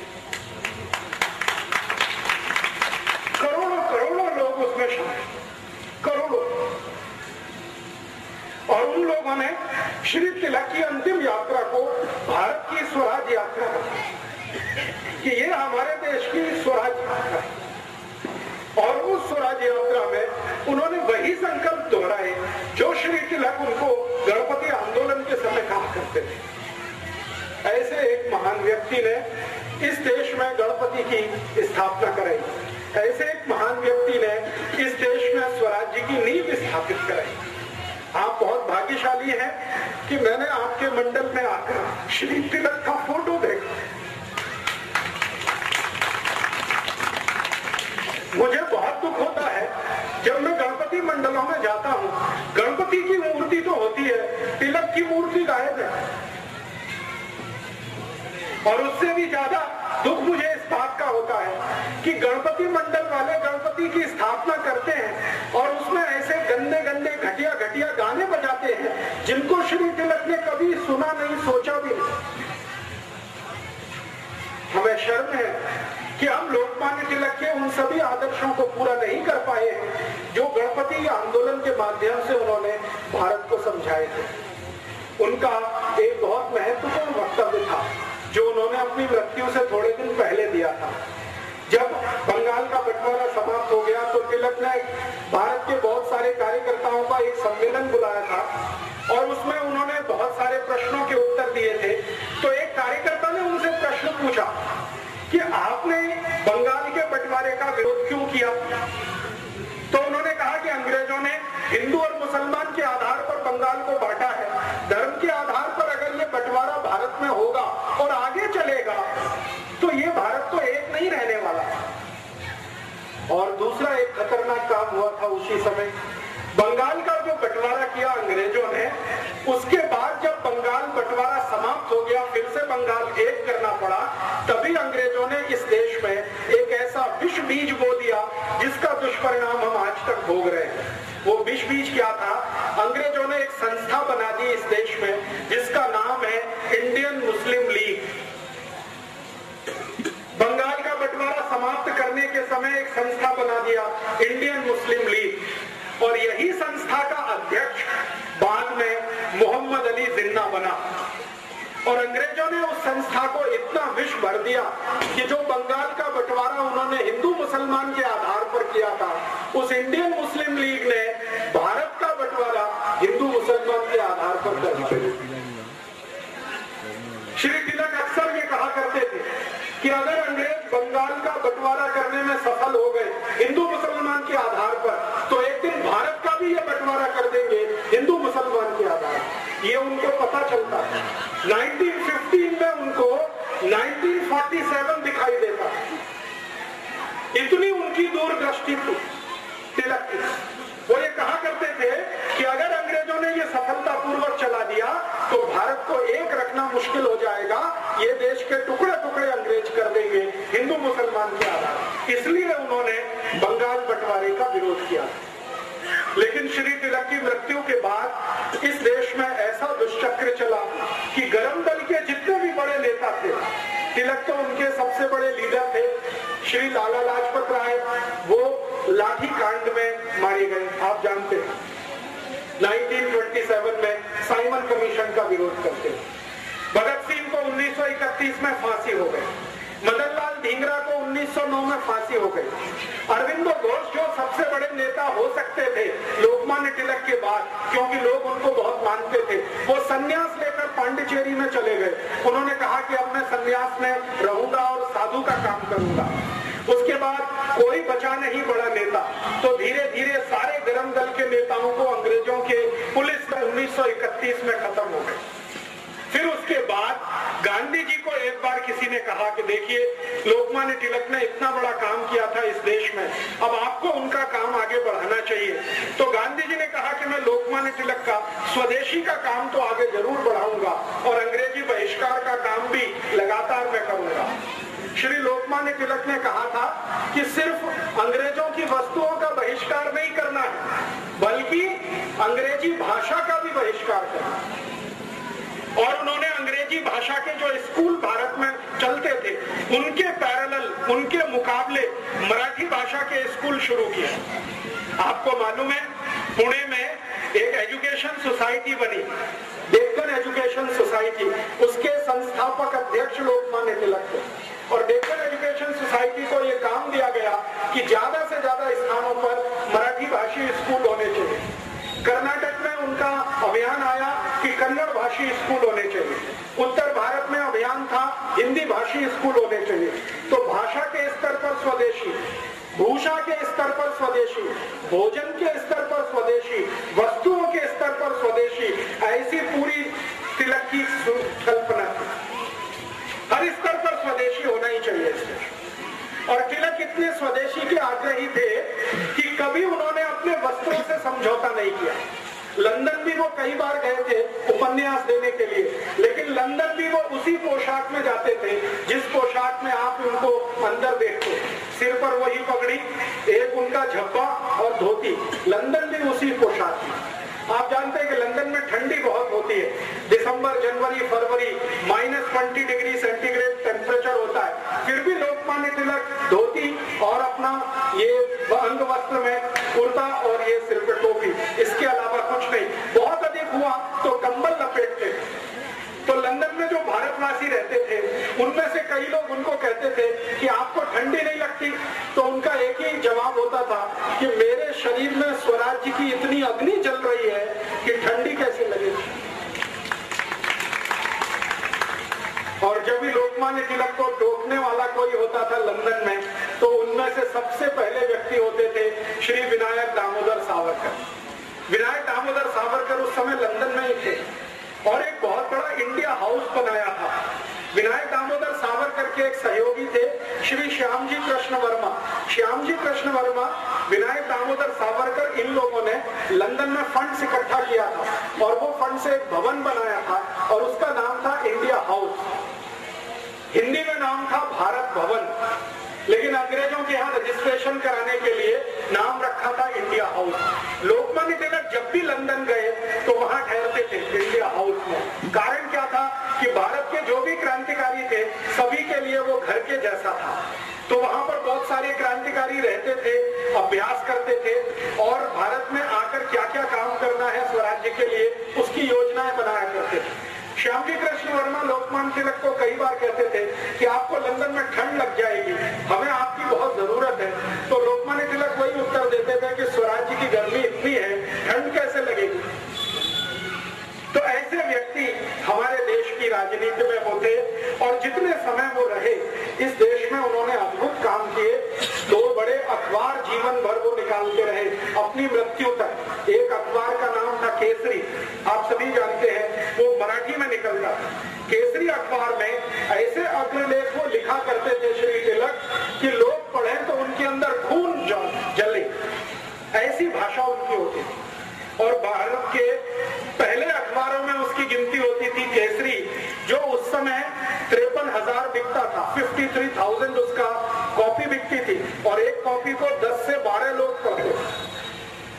माने हर दिन भारत के 5.25 लाख से ज्यादा 5,30,000 के माध्यम से, गणपति उत्सव के माध्यम से सारे देश में एक अभिनव क्रांति जो उन्होंने शुरू की, उसी का परिणाम था कि गांधी जी जैसे व्यक्ति को यह मानना पड़ा कि मेरी गलती से मैंने गोपाल कृष्ण गोखले को अपना गुरु बनाया था, लेकिन अगर तिलक जीवित हो तो मैं कहना चाहता हूं कि अब मैं आपको अपना गुरु मानता हूं। ये 1930 में गांधी जी ने कहा। आप जानते हैं कि गांधी जी 1914-15 में भारत जब आए तो सबसे पहले वो गोपाल कृष्ण गोखले जी के घर गए थे मुंबई में। और गोपाल कृष्ण गोखले जी के बारे में सब लोग कहते थे कि ये अंग्रेजों का एजेंट है, यही शब्द उनके बारे में बोले जाते थे। वो हमेशा इस तरह के काम किया करते थे जिससे अंग्रेजों को सुविधा हो। भारत के क्रांतिकारियों को पकड़वाने में उन्होंने बहुत लोगों को नाम बताए थे, तो अंग्रेजों का एजेंट कहा जाता था। गांधी जी पहली बार उन्हीं के घर गए और गांधी जी ने कहा कि मैं तो आपको अपना राजनीतिक गुरु मानता हूं। 1930 में गांधी जी को अपनी गलती का एहसास हुआ और 1930 में जब उन्होंने नमक सत्याग्रह किया तो श्री लोकमान्य तिलक के ही कार्यकर्ता गांधी जी के साथ थे। नमक सत्याग्रह जो गणेशोत्सव में से निकले 100 कोटि पथलक्ष कार्यकर्ता गांधी जी के साथ थे, क्योंकि लोकमान्य तिलक ने मृत्यु से पहले अपने सभी कार्यकर्ताओं को कहा था कि मुझे भारत में ज्यादा किसी से उम्मीद नहीं है कि कोई कुछ करेगा देश के लिए, लेकिन ये मोहनदास आदमी जो है ये जरूर कुछ कर सकता है देश के लिए, कभी जरूरत पड़े तो इसको मदद करना। बाकी किसी नेता के बारे में उनको भरोसा नहीं था। गांधी जी को 1930 में रियलाइजेशन हुआ, उन्होंने एक खत लिखा है। वो खत लोकमान्य तिलक जी का जो घर है वहां पर आजकल एक म्यूजियम है, एक स्मारक है, वहां रखा हुआ है। और वो खत में गांधी जी यही लिख रहे हैं कि मेरी गलती हुई जो मैंने गोपाल कृष्ण गोखले को अपना गुरु बनाया। श्री तिलक कहीं भी हो, आज से मैं उनको अपना गुरु मानता हूं। और ये रियलाइजेशन गांधी जी को कब हुआ? गांधी जी जब नमक सत्याग्रह के लिए अहमदाबाद से निकले पदयात्रा करते हुए, तो उनके कांग्रेस के जो सबसे भरोसेमंद कार्यकर्ता थे उन्होंने गांधी जी का साथ छोड़ दिया। गांधी जी को जिस पर सबसे ज्यादा भरोसा था पंडित जवाहरलाल नेहरू, उन्होंने गांधी जी का साथ छोड़ दिया। पंडित मोतीलाल नेहरू, उन्होंने गांधी जी का साथ छोड़ दिया। गोपाल कृष्ण गोखले तो तब जीवित नहीं थे, लेकिन उनके परिवार के लोगों ने गांधी जी से किनारा कर लिया। और गांधी जी ने जब नमक सत्याग्रह के लिए अहमदाबाद आश्रम छोड़ा तो मात्र 72 ओनली 72। लेकिन वही गांधी जी जब नमक कानून तोड़ने के लिए सूरत के पास पहुंचे तो 1,20,20 लाख कार्यकर्ता उनके पीछे थे। ये वही लोग थे जो लोकमान्य तिलक ने तैयार किए। और जब इनका समूह देखा गांधी जी ने, तब गांधी जी को रियलाइजेशन हुआ कि गोपाल कृष्ण गोखले में तो कोई दम नहीं है, जो दम है तो वो तिलक में है। तिलक जी की मृत्यु के 10 साल बाद भी वो संगठन इतना ताकतवर है कि उसमें 1,20,20 लाख कार्यकर्ता हैं। तभी गांधी जी ने यह पत्र लिखा और अपनी गलती को सुधारा। और बाद में यही कार्यकर्ता जो गणेशोत्सव में से निकले, दुर्गा उत्सव में से निकले, स्वदेशी आंदोलन में से निकले, इन्हीं कार्यकर्ताओं की ताकत से गांधी जी ने 1942 में भारत छोड़ो का नारा दिया। उनको भरोसा इन्हीं पर था और ये कार्यकर्ताओं ने अंतिम दिन तक गांधी जी का साथ निभाया। भारत छोड़ो आंदोलन का जैसे ही कॉल हुआ, गांधी जी गिरफ्तार हो गए, सारे बड़े नेता गिरफ्तार हुए, तो ये 1,20,20 जो कार्यकर्ता थे पूरे देश में, इन्होंने ही पूरा भारत छोड़ो आंदोलन चलाया। और यही आंदोलन की ताकत थी कि 1945 तक आते आते ब्रिटिश गवर्नमेंट को स्वीकार करना पड़ा कि अब भारत से जाना ही पड़ेगा, अब यहाँ रह नहीं सकते। और ये कार्यकर्ता कैसे कैसे काम करते थे। ये जो स्वदेशी के अभियान के कार्यकर्ता थे, ये ब्रिटिश आर्मी में ज्वाइन हो गए, कार्यकर्ता आर्मी में चले गए, वो ब्रिटिश नेवी में ज्वाइन हो गए और ब्रिटिश नेवी और आर्मी में ज्वाइन होकर अंदर से रिवोल्ट करा दिया। आप जानते हैं 1944-45 में बंबई में ब्रिटिश नेवी में रिवोल्ट हो गया था, बगावत हो गई। और उस रिवोल्ट का दुष्परिणाम था कि ब्रिटिश पार्लियामेंट ने तय किया कि अभी भारत में रहना मुश्किल, तो सेना में बगावत करा दी। ऐसे स्वदेशी के पक्के और कट्टर कार्यकर्ता श्री तिलक ने तैयार किए और वही सब लोगों की ताकत से 15 अगस्त 47 को भारत आजाद तो हुआ, लेकिन आप जानते हैं खंडित भारत आजाद हुआ। मुस्लिम लीग जो बना दिया अंग्रेजों ने, वही मुस्लिम लीग भारत में ऐसा विश्व वृक्ष बन गया कि उन्होंने पाकिस्तान अलग करा ही लिया। मुस्लिम लीग ने जो पाकिस्तान अलग कराया भारत देश से, इसमें अंग्रेजों ने पूरी भूमिका निभाई। और अंग्रेजों का यह था कि मुस्लिम लीग को भारत में इतना बढ़ावा दो कि ये कांग्रेस के हिंदू नेताओं से थोड़ी बड़ी संस्था हो जाए। तो मुस्लिम लीग का सारा फंड अंग्रेजों के यहाँ से आता था। आपको सुनकर आश्चर्य होगा, मोहम्मद अली जिन्ना जितना भी पैसा खर्च किया वो सब अंग्रेजों ने डोनेशन में दिया। और मोहम्मद अली जिन्ना का एक लेफ्ट हैंड और राइट हैंड मैन माना जाता था, सोहरावर्दी करके, वो कलकत्ता का बड़ा नेता था। सोहरावर्दी जितना खर्चा किया वो सब अंग्रेजों ने डोनेशन में दिया। अंग्रेजों का एक अखबार निकलता था इस देश में जो अभी भी निकलता है, उसका नाम था द टाइम्स ऑफ इंडिया। ये अंग्रेजों का अखबार आज भी है। अंग्रेजी एक कंपनी है जिसका नाम है बेनेट एंड कोलमैन, ये उसी कंपनी का अखबार है, तभी से निकलता है। तो टाइम्स ऑफ इंडिया की ये पॉलिसी थी कि मुस्लिम लीग का नेता छोटी से छोटी सभा का आयोजन करे तो उसको बड़े से बड़ा पोस्टर बनाकर, उसकी बड़ी न्यूज बनाकर टाइम्स ऑफ इंडिया के फ्रंट पेज पर देना। कई बार ऐसी हंसी आती है, मोहम्मद अली जिन्ना को जुकाम हो गया, खांसी हो गई, तो टाइम्स ऑफ इंडिया की फ्रंट पेज की न्यूज होती थी कि मोहम्मद अली जिन्ना कल से बीमार है, वो घर से बाहर नहीं निकला, उसको फ्रंट पेज पे कवरेज होता है। और आपको मैं एक आश्चर्य करने वाली बात बताता हूं कि मोहम्मद अली जिन्ना मुस्लिम लीग का नेता था, मुसलमानों का नेता वो कभी नहीं बन पाया। मुस्लिम लीग एक संगठन था, उसका नेता था, मुसलमानों ने उसे अपना नेता कभी नहीं माना। आप जानते हैं कारण क्या था? कारण सबसे बड़ा ये था कि मोहम्मद अली जिन्ना रोज हंदी मांस खाता था। हंदी मांस समझते हैं, पोर्क, और मुसलमान उसको अपना नेता मान नहीं सकते जो हंदी मांस खाता। दूसरी समस्या थी कि मोहम्मद अली जिन्ना रोज शराब पीता था। मुसलमानों में शराब वर्जित है, हंदी मांस वर्जित है, शराब वर्जित है। और तीसरा, मोहम्मद अली जिन्ना का जो मुख्य धंधा था वो ब्याज पर पैसे उठाने का धंधा था उसका। मुस्लिम धर्म में इसको भी स्वीकार्य नहीं है, इसलिए मुसलमान उसको अपने नेता कभी नहीं मानते। आपको सुनकर आश्चर्य होगा, एक बार ये जिन्ना लाहौर में मुसलमानों की एक सभा में चला गया तो मुसलमानों ने मंच पर चढ़कर इसका मुंह काला कर दिया और एक गधे पर बिठाकर उसका सर्कस निकाला पूरे लाहौर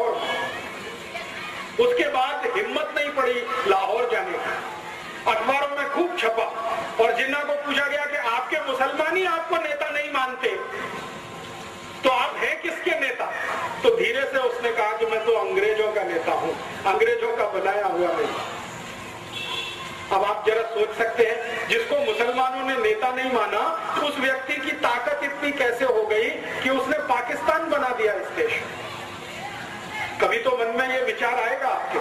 बहुत दिन में ये सोचता रहा कि जो मुसलमानों का नेता कभी हुआ नहीं, 10 लोगों ने जिंदगी में कभी उसका भाषण सुना नहीं, वो इतना ताकतवर कैसे हुआ कि उसने भारत से एक अलग हिस्सा पाकिस्तान बना दिया। बात ये है और सच्चाई है जो मैं आपको बोलकर जाना चाहता हूं, और ये सच्चाई सुनते समय किसी के दिल को दुखा हुआ हो तो मैं क्षमा मांगता हूं कि ये जो पाकिस्तान बना उसमें मोहम्मद अली जिन्ना की भूमिका इतनी बड़ी नहीं थी, उससे ज्यादा बड़ी भूमिका लेडी माउंटबेटन की थी। एडविना माउंटबेटन का नाम आप जानते हैं, नहीं जानते तो जान लीजिए। वो भारत का अंतिम अंग्रेज अधिकारी जिसका नाम था लुइस माउंटबेटन, उसकी पत्नी थी एडविना माउंटबेटन। ये पाकिस्तान बनाने का सबसे बड़ा कारण वो एडविना थी। आप जानते हैं वो क्या खेल खेला उसने? एडविना माउंटबेटन लंदन के हैरिस कॉलेज में पढ़ती थी जिसमें ये जिन पढ़ा करता, और उसी कॉलेज में भारत के पहले प्रधानमंत्री पंडित जवाहरलाल नेहरू भी पढ़ते। हैरिस कॉलेज में 3 लोग पढ़ते थे साथ में एक ही क्लास में ध्यान देना, जिन्ना, मोहम्मद अली, पंडित जवाहरलाल नेहरू और एडविना। उस समय वो माउंटबेटन नहीं थी, शादी उसकी बाद में हुई। तो एडविना, जिन्ना और नेहरू एक ही क्लास में पढ़ते थे, और रिकॉर्ड्स और दस्तावेज बताते हैं कि एडविना से दोनों लगे हुए थे। ये डॉक्यूमेंट्स बताते हैं।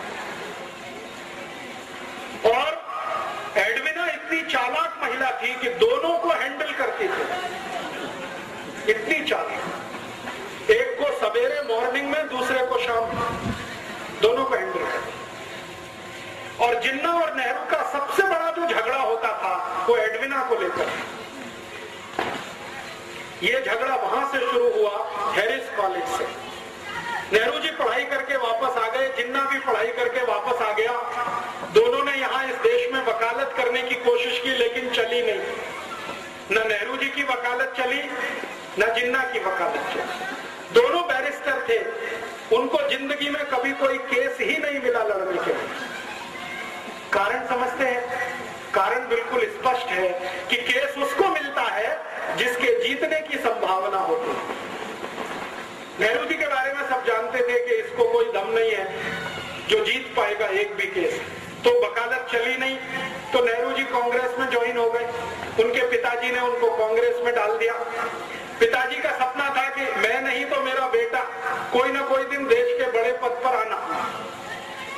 उसके लिए मोतीलाल नेहरू ने एक पार्टी बनाई जिसका नाम था स्वराज्य पार्टी, और अंग्रेजों से उन्होंने तालमेल करके इस देश में सरकार बनाने का काम भी किया।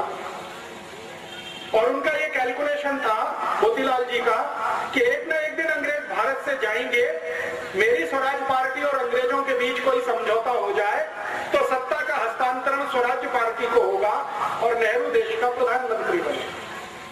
इस हिसाब से उन्होंने खेल खेला, और उसी खेल में थोड़े दिनों में एडविना भी आ गई।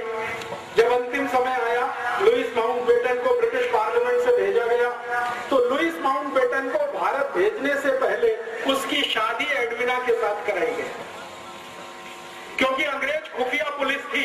उनको मालूम था कि नेहरू और जिन्ना की वीकनेस क्या है, कमजोरी क्या है। अंग्रेजों की खुफिया पुलिस हर हिंदुस्तानी बड़े नेता पर नजर रखती थी। तो अंग्रेजों की खुफिया पुलिस की रिपोर्ट के आधार पर एडविना को भेजा गया माउंटबेटन के साथ, और माउंटबेटन को कहा गया कि तुम इसको दिखावे के लिए अपनी पत्नी स्वीकार करो, वैसे ये है नहीं तुम्हारी। तो माउंटबेटन ने कहा ठीक है, मैं मेरे देश के लिए इतना तो कर ही सकता हूं। तो उसको पत्नी के रूप में वो लाया, लेकिन कभी भी लुइस माउंटबेटन ने अपनी डायरी में लिखा है कि उसने एडविना के साथ कभी भी रात में बिस्तर शेयर नहीं किया।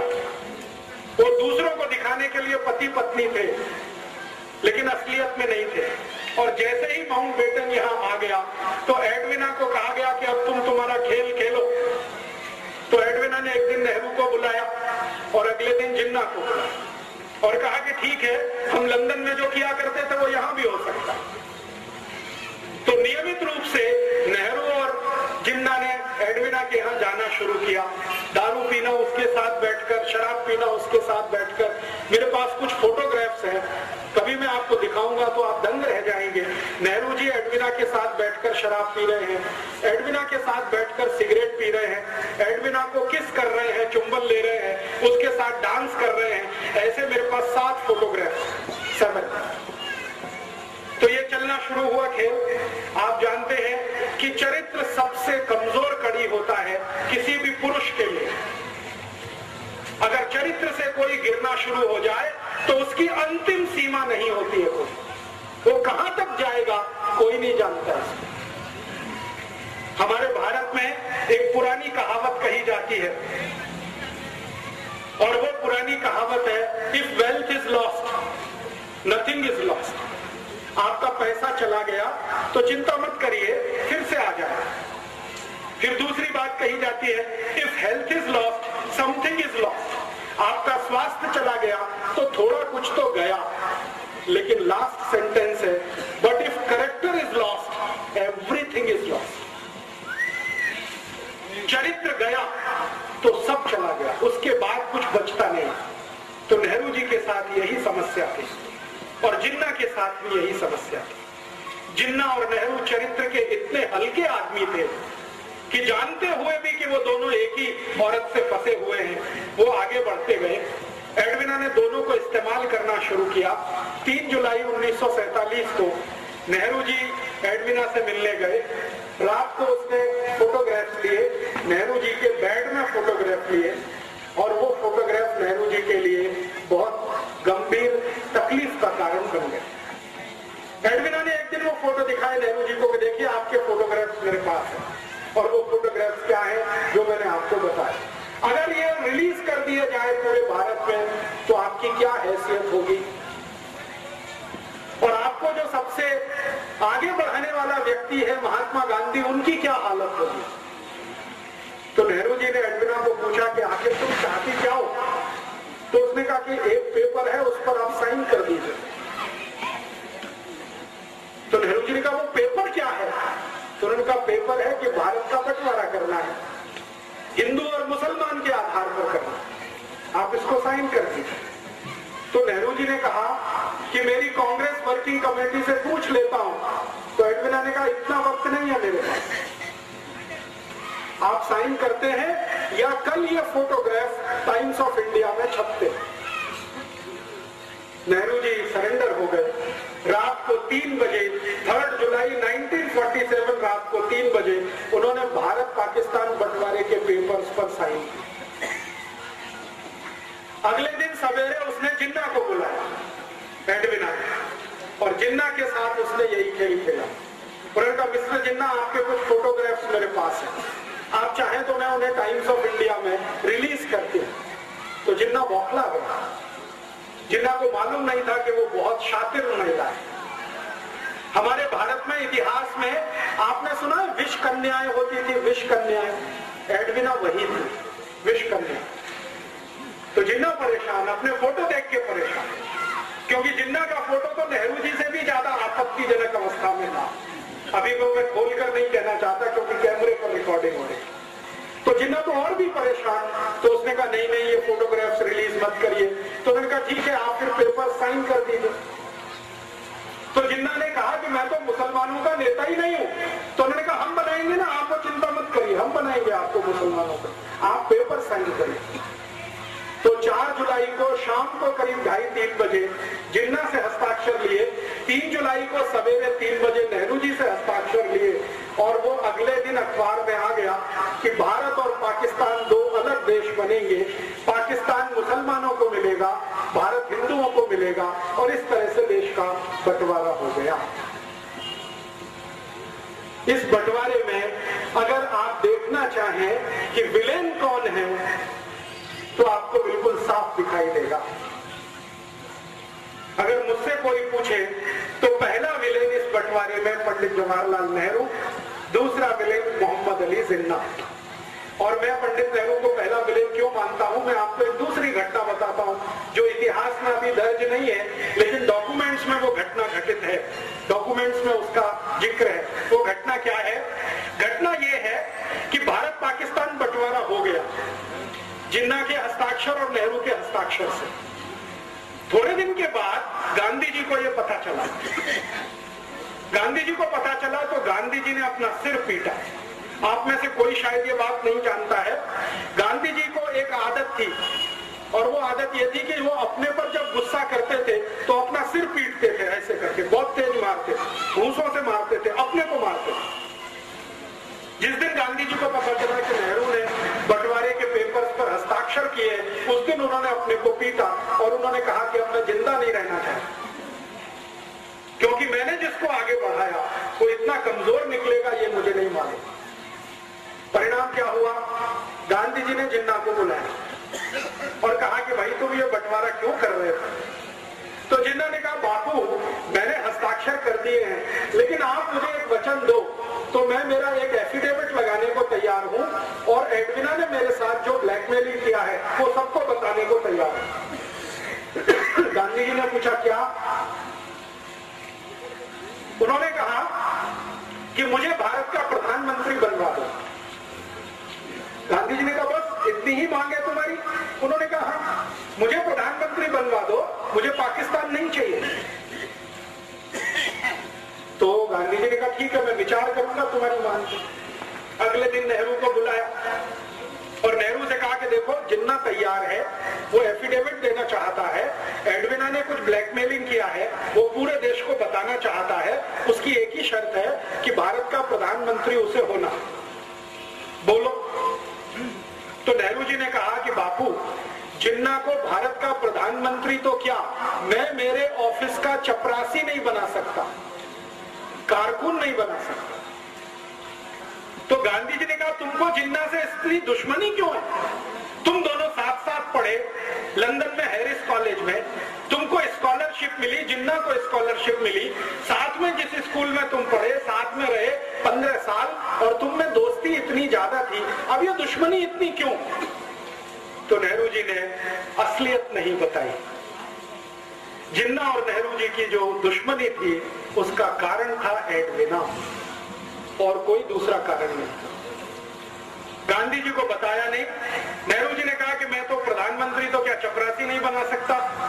तो गांधी जी ने कहा कि फिर क्या होगा, देश का बंटवारा। तो उन्होंने कहा कि ठीक है बंटवारा हो जाए, मुझे उसमें कोई आपत्ति नहीं। तो गांधी जी ने कहा कांग्रेस तो तैयार नहीं है इसके लिए।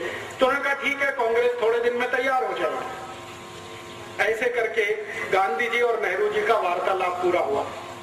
फिर गांधी जी ने कांग्रेस वर्किंग कमेटी की मीटिंग बुलाई। 15 उसमें सदस्य थे। उन 15 सदस्यों के सामने गांधी जी ने कहा कि भारत आजाद होगा, लेकिन दुख है कि बंटवारे के साथ कौन प्रधानमंत्री बने।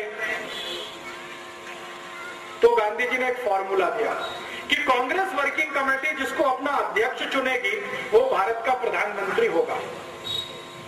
तो वोट डालने का काम किया गया। कांग्रेस वर्किंग कमेटी में वोट डाला, 15 लोगों ने वोट डाला, तो 13 लोगों का वोट सरदार वल्लभ भाई पटेल के पक्ष में गया। 13 लोग। एक वोट पंडित जवाहरलाल नेहरू के पक्ष में गया और एक व्यक्ति कांग्रेस वर्किंग कमेटी में एब्सेंट हो गया, वो वोट डालने नहीं आए। और जो व्यक्ति एब्सेंट था वो अनुग्रह नारायण सिन्हा नाम के एक व्यक्ति थे, पटना से थे, बिहार से। वो एब्सेंट हो गए। तो एक वोट नेहरू को, 13 वोट पटेल को। गांधी जी के फॉर्मूले के अनुसार पटेल भारत के प्रधानमंत्री बने क्योंकि वर्किंग कमेटी ने अध्यक्ष चुना। जब नेहरू जी को पता चला कि वो इलेक्शन में हार गए तो वो फिर गांधी जी के पास आए और उन्होंने जो वाक्य बोला वो मैं आपको ऐसे का ऐसे ही सुनाता। उन्होंने कहा बापू अगर मैं भारत का प्रधानमंत्री नहीं बना तो कांग्रेस को तोड़ दूंगा और टूटी हुई कांग्रेस से अंग्रेजों का समझौता होगा और पावर ट्रांसफर मुझे होगी क्योंकि अंग्रेजों ने पहले से ये तय किया हुआ। और ये बात सही है। ब्रिटिश पार्लियामेंट में यह तय हो गया था कि भारत में कभी सत्ता का हस्तांतरण करना पड़े तो नेहरू के हाथ में ही सत्ता देनी है। क्यों? क्योंकि विंस्टन चर्चिल और क्लेमेंट आर एटली, जो दो बड़े लीडर थे उस समय इंग्लैंड के, एटली प्राइम मिनिस्टर था, Churchill leader of the opposition था, दोनों का यह मानना था कि ये नेहरू अपना ही आदमी है, शरीर से दिखने में हिंदुस्तानी है, आत्मा इसकी अंग्रेजों वाली है, इसको सत्ता दे दो तो भारत हमारे ही कब्जे में रहेगा, ऐसा मान लो। तो ब्रिटिश पार्लियामेंट ने प्रस्ताव कर दिया था, नेहरू जी को उसकी जानकारी हो गई थी।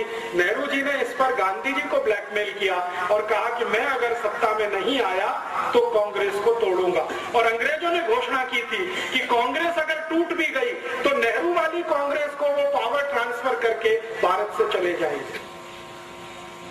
तब गांधी जी ने सरदार पटेल को बुलाया और कहा कि अब क्या करना है। तो सरदार पटेल ने कहा कि देश का एक बंटवारा और हो, ये मुझे मंजूर नहीं है, मैं मेरा वापस लेता हूं, आप नेहरू को प्रधानमंत्री पद की शपथ करवाइए। तो गांधी जी ने कहा कि मैं प्रधानमंत्री पद की शपथ उसको नहीं करा सकता क्योंकि मेरा दिल अब उससे हट गया है। ये जरूर है कि तुम मंत्रिमंडल में आ जाओ, डिप्टी प्राइम मिनिस्टर की पोस्ट पे रहो ताकि नेहरू के ऊपर कंट्रोल रहे, और मैं तो जाऊंगा नहीं ऐसे किसी समारोह में जहां नेहरू को प्रधानमंत्री पद की शपथ दिलाई जाएगी। और आप जानते हैं कि 15 अगस्त 47 को जब शपथ ग्रहण समारोह हुआ, गांधी जी उसमें नहीं गए। गांधी जी नहीं गए। गांधी जी उस समय बंगाल के एक गांव में थे, नोआखाली में। ये गांव अभी बांग्लादेश में चला गया। तो नोआखाली के गांव में गांधी जी थे। करीब करीब दिल्ली से ये 1700 किलोमीटर दूर है नोआखाली। गांधी जी दिल्ली में नहीं थे। ट्रांसफर ऑफ पावर हुआ है। गांधी जी ये कहा करते थे, स्वतंत्रता नहीं आई है, आजादी नहीं आई है, सत्ता का हस्तांतरण हुआ है बस। और जो गांधी जी बोलकर नहीं गए और वो उनके कहने में समझ में आता है, वो मैं कह देता हूं।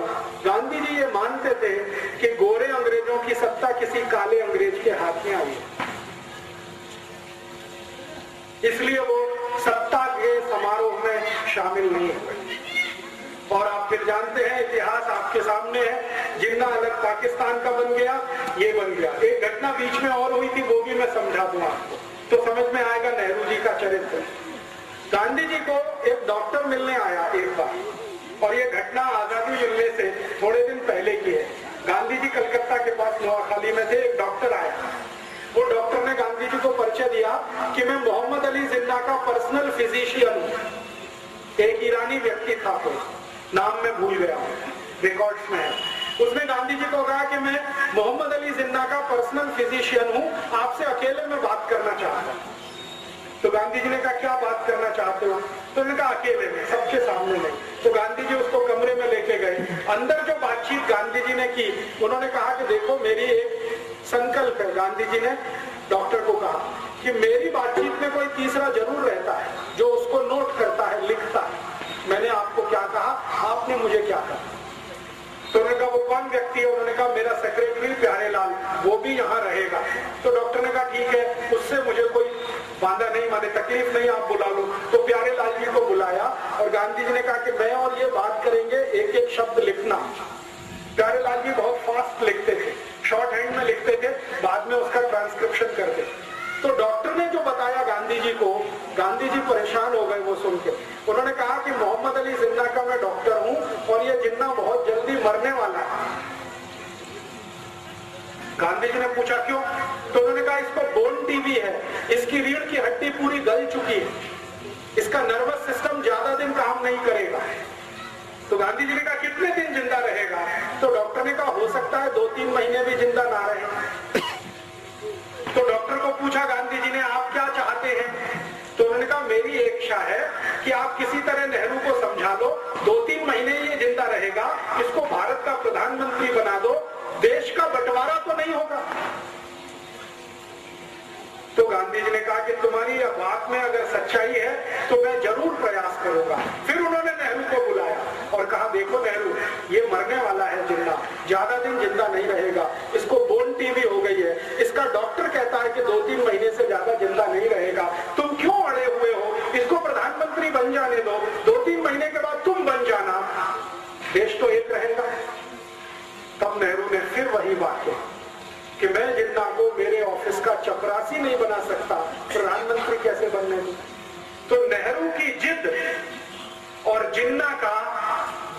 फेलिंग, ये दोनों मिलकर भारत का बंटवारा कर गए और इसमें भारत टूटा।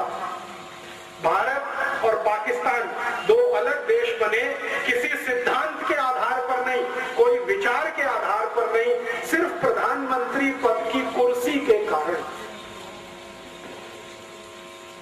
और मैं अभी सब लोगों को यह बोलता हूं कि नेहरू जी तो स्वर्गवासी हो गए 1964 में, लेकिन उनकी आत्मा अब भारत के उन सब नेताओं में प्रवेश कर चुकी है जो कुर्सी के लिए कुछ भी करने को तैयार। वो तो मर गए 27 मई 1964 को। और आप में से शायद कोई जानता है या नहीं, नेहरू जी की मृत्यु बहुत ही दुखद थी। उनको सबसे खराब वो बीमारी हुई थी जिसको सेक्सुअल ट्रांसमिटेड डिसीज कहा जाता, STD, आज का एड्स कह सकते हैं। STD उनको था और उनकी मृत्यु के समय जिस डॉक्टर ने उनको एग्जामिन किया था वो बताता है कि नेहरू जी का शरीर सड़ गया, कीड़े पड़ गए थे, बहुत दुखद मृत्यु। नेहरू जी की मृत्यु के समय उनके परिवार की जो महिला उनके साथ में थी उसकी लिखी हुई डायरी में ये है कि नेहरू जी के अंग सड़ गए थे, शरीर के कीड़े पड़ गए थे उसमें, इसलिए वो प्रधानमंत्री पद से छुट्टी लेकर देहरादून गए थे छुट्टी बिताने के लिए, लेकिन वहां से वापस नहीं आए तो वो तो चले गए, पाकिस्तान बनवा गए इस देश में। जिन्ना का क्या हुआ, भारत पाकिस्तान जैसे ही अलग हुए उसके लगभग 7वें महीने में जिन्ना मर गया। बंटवारा हो गया 14 अगस्त 1947 और इसके ठीक 7वें महीने में जिन्ना मर गया। तो उधर पाकिस्तान जिसने बनाया वो पाकिस्तान का मजा नहीं ले पाया कभी, और पाकिस्तान जिनके लिए बनाया वो पाकिस्तान कभी गए नहीं। आप जानते हैं पाकिस्तान बनाने का जो सबसे बड़ा लॉजिक था वो ये कि भारत में रहने वाले मुसलमान वहां जाएंगे और उनके लिए पाकिस्तान बनेगा। वो यहां से गए नहीं, वो यहां है, शिया हो चाहे सुन्नी हो, वो भारत में ही है, वो पाकिस्तान गए नहीं। और जिन्होंने कभी पाकिस्तान मांगा नहीं उनके सिर पर यह पाकिस्तान थोप दिया गया। वो अफगानिस्तान की सीमा पर रहने वाले जो बलूची लोग हैं ना, उनके ऊपर जबरदस्ती ये थोप दिया। आज पाकिस्तान क्या है आप जानते हैं, सारा का सारा पाकिस्तान ऐसी समस्याओं से घिरा हुआ है जो उसके जन्म से शुरू हुई, और जन्म से जो समस्या शुरू हुई जिन्ना के द्वारा, उसी का दुष्परिणाम है कि आज तक उस देश में कभी लोकतंत्र नहीं रह पाया, प्रजातंत्र नहीं रह पाया, हमेशा किसी सैनिक ने उसका शासन किया। और आज भी आप जानते हैं परवेज मुशर्रफ उन्हीं सैनिकों का रूप है जो जिन्ना के द्वारा पल्लवित और पोषित हुए। लेकिन भारत को एक बड़ा नासूर दे गए, और वो नासूर ये भारत के 3 विलेन, एक जिन्ना, नेहरू और एडविना, ये 3 विलेन को मैं मानता हूं भारत के बंटवारे के लिए जिम्मेदार। इतिहास के सारे डॉक्यूमेंट्स यही बताते हैं। और ये जो सब हो गया कहानी, उस कहानी के बाद की अब कहानी ये है कि पाकिस्तान को चलाने वाले जो सैनिक शासक हुए उन्होंने ये तय कर रखा है कि भारत को एक ना एक दिन वैसे ही तोड़ना है जैसे भारत ने पाकिस्तान को तोड़ा। आप जानते हैं 1971 में भारत के सैनिकों ने बांग्लादेश अलग करा दिया और वो अलग हुआ, उसका दर्द पाकिस्तान को है। तो पाकिस्तान कहता है कि हमारा बांग्लादेश अलग हुआ तो अब हम भारत का जम्मू कश्मीर अलग करेंगे। इसके लिए 71 के बाद से जितने भी पाकिस्तानी शासक हुए सबने आतंकवाद जम्मू कश्मीर में होना चाहिए, अलगाववाद जम्मू कश्मीर में बढ़ना चाहिए, उसके लिए काम किया है, धन भी दिया है और अपने सैनिक भी दिए हैं। और वो आतंकवाद और अलगाववाद जो 72 से चालू है जम्मू कश्मीर में, वो आज इतना बड़ा नासूर है कि भारत के 60,000 से ज्यादा सैनिकों की मृत्यु हो चुकी है या शहादत हो चुकी है जम्मू कश्मीर को भारत में बनाए रखे। जम्मू कश्मीर भारत में रहे उसके लिए संविधान हमारे देश में बदल किया गया। एक आर्टिकल डाला गया 370 जो दुनिया के किसी संविधान में आपको नहीं मिलेगा। उस आर्टिकल के आधार पर जम्मू कश्मीर को एक देश का दर्जा दिया गया है। आप जानते हैं भारत का सुप्रीम कोर्ट कोई भी फैसला सुनाए, जम्मू कश्मीर में वो लागू नहीं होता। भारत की संसद में कोई भी कानून बनाया जाए वो जम्मू कश्मीर में लागू नहीं होता। हमारी संसद जब कानून बनाती है, उस कानून का पहला पन्ना आप पढ़ें, ड्राफ्ट जिसको कहा जाता है, उसमें पहले ही वाक्य में लिखा जाता है accept in Jammu and Kashmir. ये कानून बनाया जा रहा है जम्मू कश्मीर को छोड़कर। हमारी संसद ने आजादी के बाद ऐसे हजारों कानून बनाए हैं जो आपके ऊपर लागू हैं, मेरे ऊपर लागू हैं, लेकिन जम्मू कश्मीर पर लागू नहीं है वो कानून। उनके कानून उनकी संसद में, जिसको वो असेंबली कहते हैं, वहां बनते हैं। और आप जानते हैं बहुत साल तक तो जम्मू कश्मीर के मुख्यमंत्री को सदरे रियासत बोला जाता था, माने जिसको हिंदी में प्रधानमंत्री कहते हैं। उनका झंडा अलग है, भारत का झंडा अलग है। उनका कानून अलग है, भारत का कानून अलग है। उनका संविधान अलग है, भारत का संविधान अलग है। फिर आप बोलिए कि Jammu Kashmir is the integral part of India, ये दुनिया का सबसे बड़ा झूठ है। वो हमारा झंडा नहीं मानते, वो हमारा संविधान नहीं मानते, वो हमारा कानून नहीं मानते, फिर हम कहें कि जम्मू कश्मीर भारत का अभिन्न अंग है। ये किसको मूर्ख बनाने के लिए कहे? आपको सुनकर हैरानी होगी कि भारत की सरकार आपके लिए कोई भी खर्चा करे तो उसकी पाई पाई का हिसाब controller and auditor general of India रखता है, लेकिन जम्मू कश्मीर पर हजारों करोड़ रुपए हर साल खर्च होता है, उसका हिसाब किसी के पास नहीं। मैंने बहुत बार सीएजी को चिट्ठी लिखा कि जम्मू कश्मीर पर पिछले 60 साल में हमने जो खर्चा किया है उसका मुझे क्लासिफिकेशन चाहिए, डिटेल चाहिए। सीएजी कहता है कि मेरे पास नहीं है। फिर हमने फाइनेंस मिनिस्टर को कहा तो फाइनेंस मिनिस्ट्री से उत्तर मिला कि जम्मू कश्मीर का हिसाब दिल्ली में नहीं रखा जाता, वो जम्मू कश्मीर में रखा जाता है। फिर जम्मू कश्मीर को पत्र गया हमारा, वहां से वापस आ गया कि ये हिसाब हम किसी भी भारतवासी को बताने के लिए मजबूर नहीं। मेरी चिट्ठी मेरे पास है। वो मानते नहीं कि भारत का अंग है, हम जबरदस्ती कहते हैं कि ये भारत का अंग है। पाकिस्तान वहां आतंकवादी भेजता रहता है, खुराफात करता रहता है, उनके लिए पैसा उपलब्ध कराता रहता है। अब आप सोचेंगे कि पाकिस्तान में इतना दम है कि वो 60 साल से आतंकवादियों को भेज के पैसा खर्च करके इसको चलाए रख सकता है, तो आप सुनकर ताज्जुब करेंगे। पाकिस्तान की दम नहीं है ये सब करने की। पाकिस्तान को ये सब करने के लिए अमेरिका उकसाता रहता है। अमेरिका है जो पाकिस्तान को पैसा भेजता है, वो पाकिस्तान पैसा जम्मू कश्मीर में भेजता है, और वो लश्कर-ए-तैयबा, जैश-ए-मोहम्मद, हरकतुल अंसार, हिजबुल मुजाहिदीन जैसे खतरनाक संगठनों को पैसा मिलता है, और वो पैसे से सारे देश में बम ब्लास्ट होते हैं, जम्मू कश्मीर में तो होते हैं।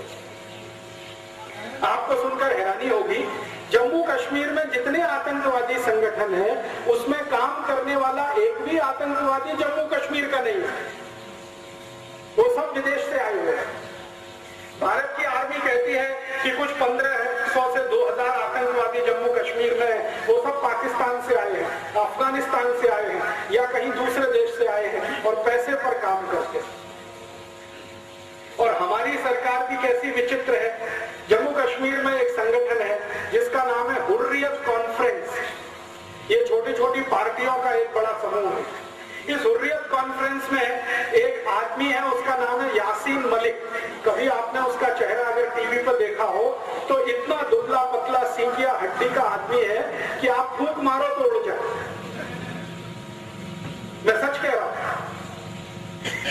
अगर कोई अच्छा खासा हिंदुस्तानी उसको एक झापड़ मार दे तो जमीन पर 3 पलटियां खाए, इतना कमजोर आदमी है। उसको भारत सरकार ने सुपर हीरो बना रखा है। क्यों? भारत सरकार जब भी बातचीत करती है तो यासीन मलिक से बातचीत करती है, और इस चक्कर में अखबारों में नाम आता है, टीवी पे नाम आता है, वो चर्चा में चढ़ता ही चला जाता है। वो चर्चा अमेरिका तक जाती है तो अमेरिका से सीधे पैसा उसको आना शुरू हो जाता है। आप पूछेंगे जी अमेरिका को क्या इंटरेस्ट है? भारत का जो जम्मू कश्मीर है ये अमेरिका को चाहिए, पाकिस्तान के लिए तो ये बेकार का है। मैं आपको सच बात बताऊं, क्योंकि पाकिस्तान ने जो पाक ऑक्युपाइड कश्मीर ले रखा है उसी को वो संभाल के नहीं रख पा रहा है। जम्मू कश्मीर को क्या रखते? ये अमेरिका को चाहिए जम्मू कश्मीर। क्यों? सीमा से चीन की सीमा लगी हुई है और अमेरिका और चीन का पुराना झगड़ा है। अमेरिका और चीन एक दूसरे के जबरदस्त दुश्मन है। तो अमेरिका की योजना है कि चीन पर एक दिन हमला करना है, जैसे इराक पर किया। वो हमला करने के लिए अमेरिका के जहाजों को एक ऐसा ग्राउंड चाहिए जहां से हवाई जहाज उड़े और चीन पर जाकर मिसाइल डाले, और वो स्थान जम्मू में है। इसलिए अमेरिका को ये चाहिए। तो अमेरिका बंदूक चला रहा है पाकिस्तान के कंधे पर रख के, और ये बंदूक है कि जम्मू कश्मीर भारत से अलग हो जाए, पाकिस्तान संभाल नहीं पाएगा, पाकिस्तान ये अमेरिका को दे देगा, अमेरिका फिर वहां सैनिक अड्डा बनाएगा और वो सैनिक अड्डा एक दिन चीन के खिलाफ काम आएगा। ये है राजनीति। अब आप बोलेंगे जी अगर ये राजनीति चल रही है भारत को बर्बाद करने के लिए, तो आप पूछेंगे जी हम क्या करें, आप क्या करें। मैं आपको एक विनम्र निवेदन करने आया कि आप क्या कर सकते हैं इस पूरी राजनीति को सारे देश से खत्म करने के लिए और जम्मू कश्मीर को सच में भारत में वापस लाने के लिए। अगर आप कुछ कर सकते हैं तो जानते हैं क्या, आप में से जितने भी नागरिक यहाँ खड़े हैं, कभी भी जम्मू कश्मीर घूमने के लिए मत जाइए। आप परेशान हो जाएंगे ये सुनकर। आप कहेंगे जी दुनिया का सबसे बड़ा स्वर्ग है, दुनिया का सबसे खूबसूरत स्थान है, हम जिंदगी भर पैसा कमाते हैं, बचाते हैं, जम्मू कश्मीर घूमने जाएंगे। और राजीव दीक्षित बोल रहा है कि जम्मू कश्मीर घूमने मत जाइए। मैं ये बात पूरे जम्मू कश्मीर का 4 बार प्रवास करने के बाद कह रहा हूँ। 4 महीने में जम्मू कश्मीर में रहा, मैंने जो देखा वो आपको मैं बता रहा हूँ। आप यहाँ से यात्री और पर्यटक बनकर जब जम्मू कश्मीर जाते हैं तो आपके ऊपर सबसे ज्यादा टैक्स जम्मू कश्मीर की सरकार लगाती है, जो भारत में कभी नहीं लगता। वो सारे के सारे टैक्स का पैसा कुछ हाथों से होता हुआ आतंकवादियों तक पहुंचता है। सरकार में उनके आदमी बैठे हुए हैं आतंकवादियों।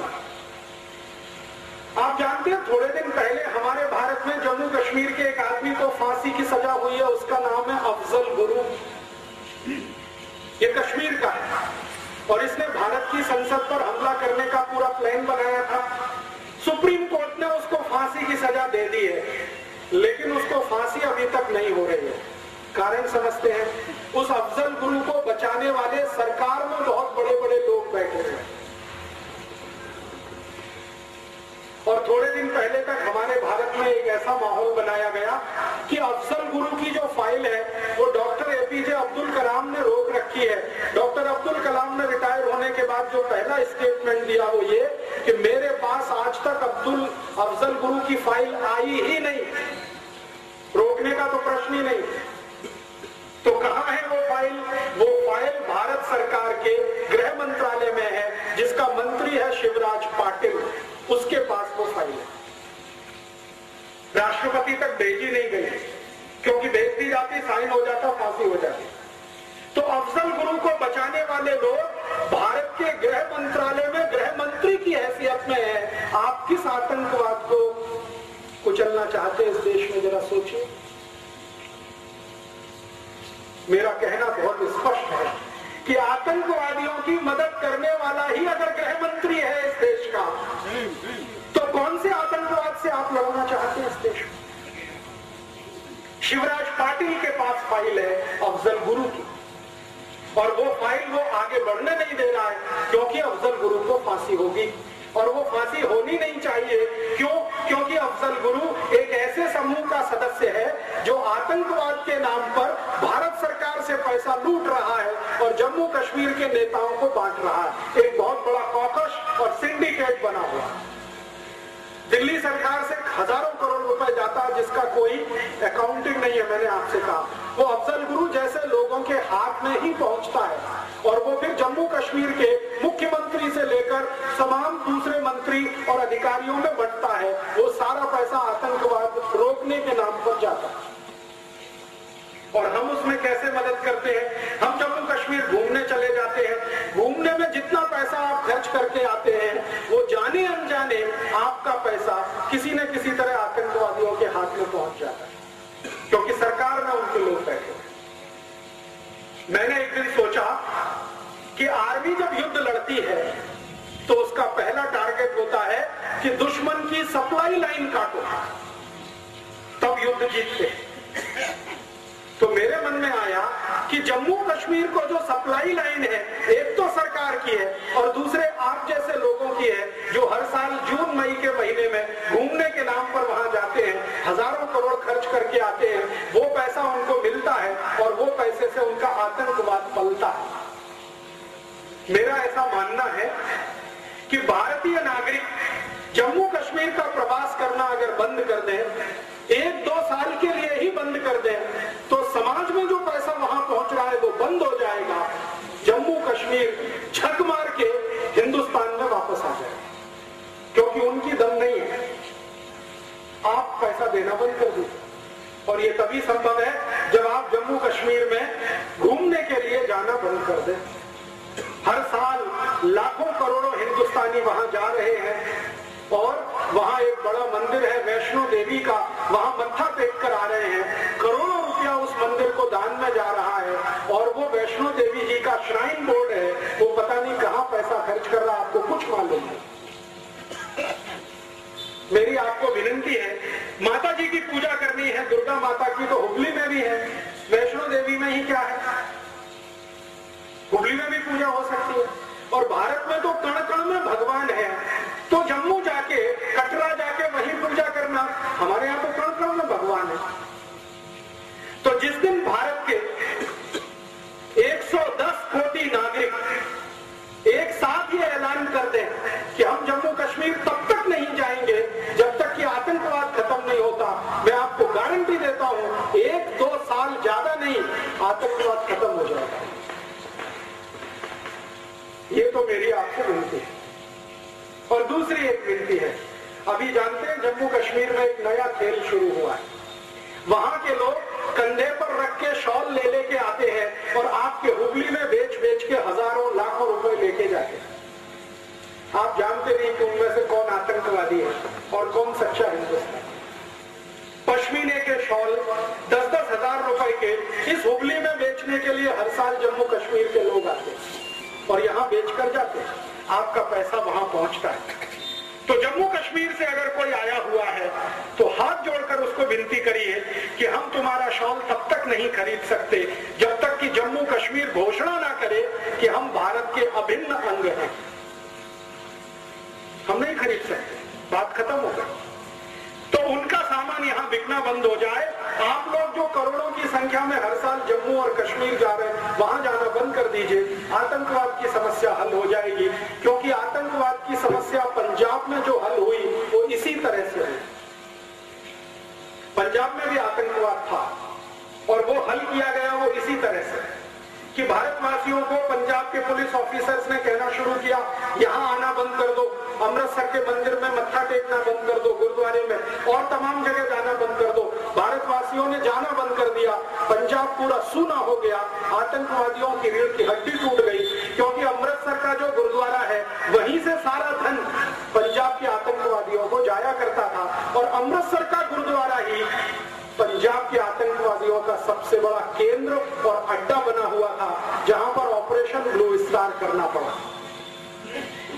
तो पंजाब का आतंकवाद इस तरह से हद हुआ, जम्मू में भी हो जाएगा, कश्मीर में भी। और एक बार ये हो गया तो भारत का एक नासूर हमेशा के लिए खत्म हो जाए। और एक छोटी सी आखिरी विनती आपको मैं करना चाहता हूँ, वो विनती ये है कि जम्मू कश्मीर पाकिस्तान को नहीं अमेरिका को चाहिए, इसको ध्यान रखिए। इसका माने अमेरिका से सावधान रहने की जरूरत है। अभी भारत का प्रधानमंत्री और अमेरिका की दोस्ती बढ़ रही है।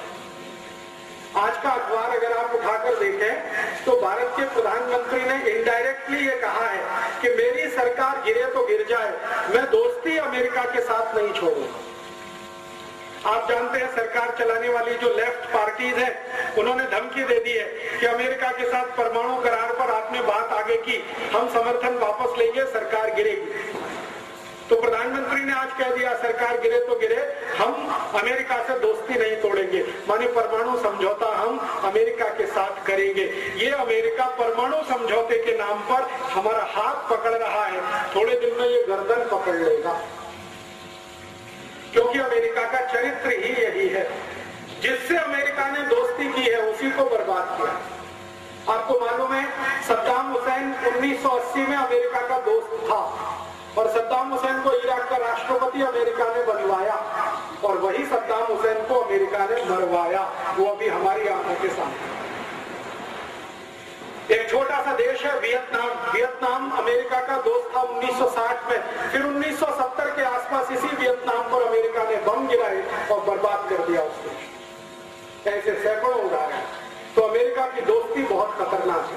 और मैं तो लोगों से सीधी भाषा में ये कहता हूं कि जो खतरनाक जीव जंतु होते हैं उनसे दोस्ती नहीं की जाती। कोबरा सांप है, उससे दोस्ती नहीं हो सकती, दूरी रहना अच्छा है।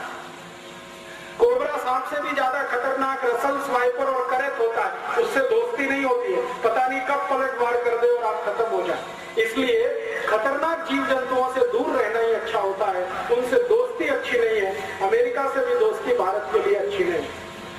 तो आप बोलेंगे इसके लिए हम क्या कर सकते हैं?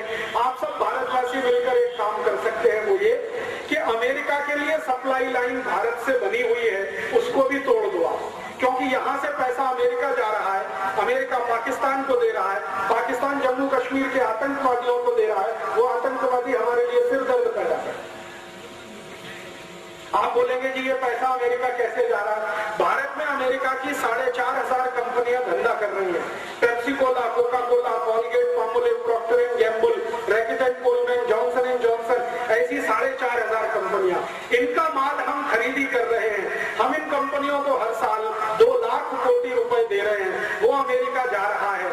अमेरिका वो पैसा पाकिस्तान को, पाकिस्तान वो पैसा आतंकवादियों को, और आतंकवादी उस पैसे से हमारा सिर दर्द। तो ये पैसा अमेरिका जाना बंद कर दीजिए। क्या करना है इसके लिए? इसके लिए वही करना है जो लोकमान्य तिलक का सूत्र था। 1905 में लोकमान्य तिलक ने कहा कि स्वराज्य चाहिए तो अंग्रेजी माल बहिष्कार करो। मैं 2007 में आपको कहने आया कि स्वराज्य को सुरक्षित रखना है तो अमरीकी माल का बहिष्कार करो। आप बोलेंगे जी अमरीकी माल कौन सा? पेप्सी कोला, कोका कोला, ये अमेरिका का। कॉलगेट, क्लोजअप, पेप्सोडेंट, सिबाका, फॉरहेंस, ये अमेरिका का। बहुत सारे परदेशी अमेरिका के साबुन हमारे घर में हैं, शैम्पू हमारे घर में है, उनका बनाया हुआ shirt pant, Nike, Adidas, Puma, Butterfly, Lotto, Cold, ये सब अमेरिका का है। रेबेन का चश्मा अमेरिका का है।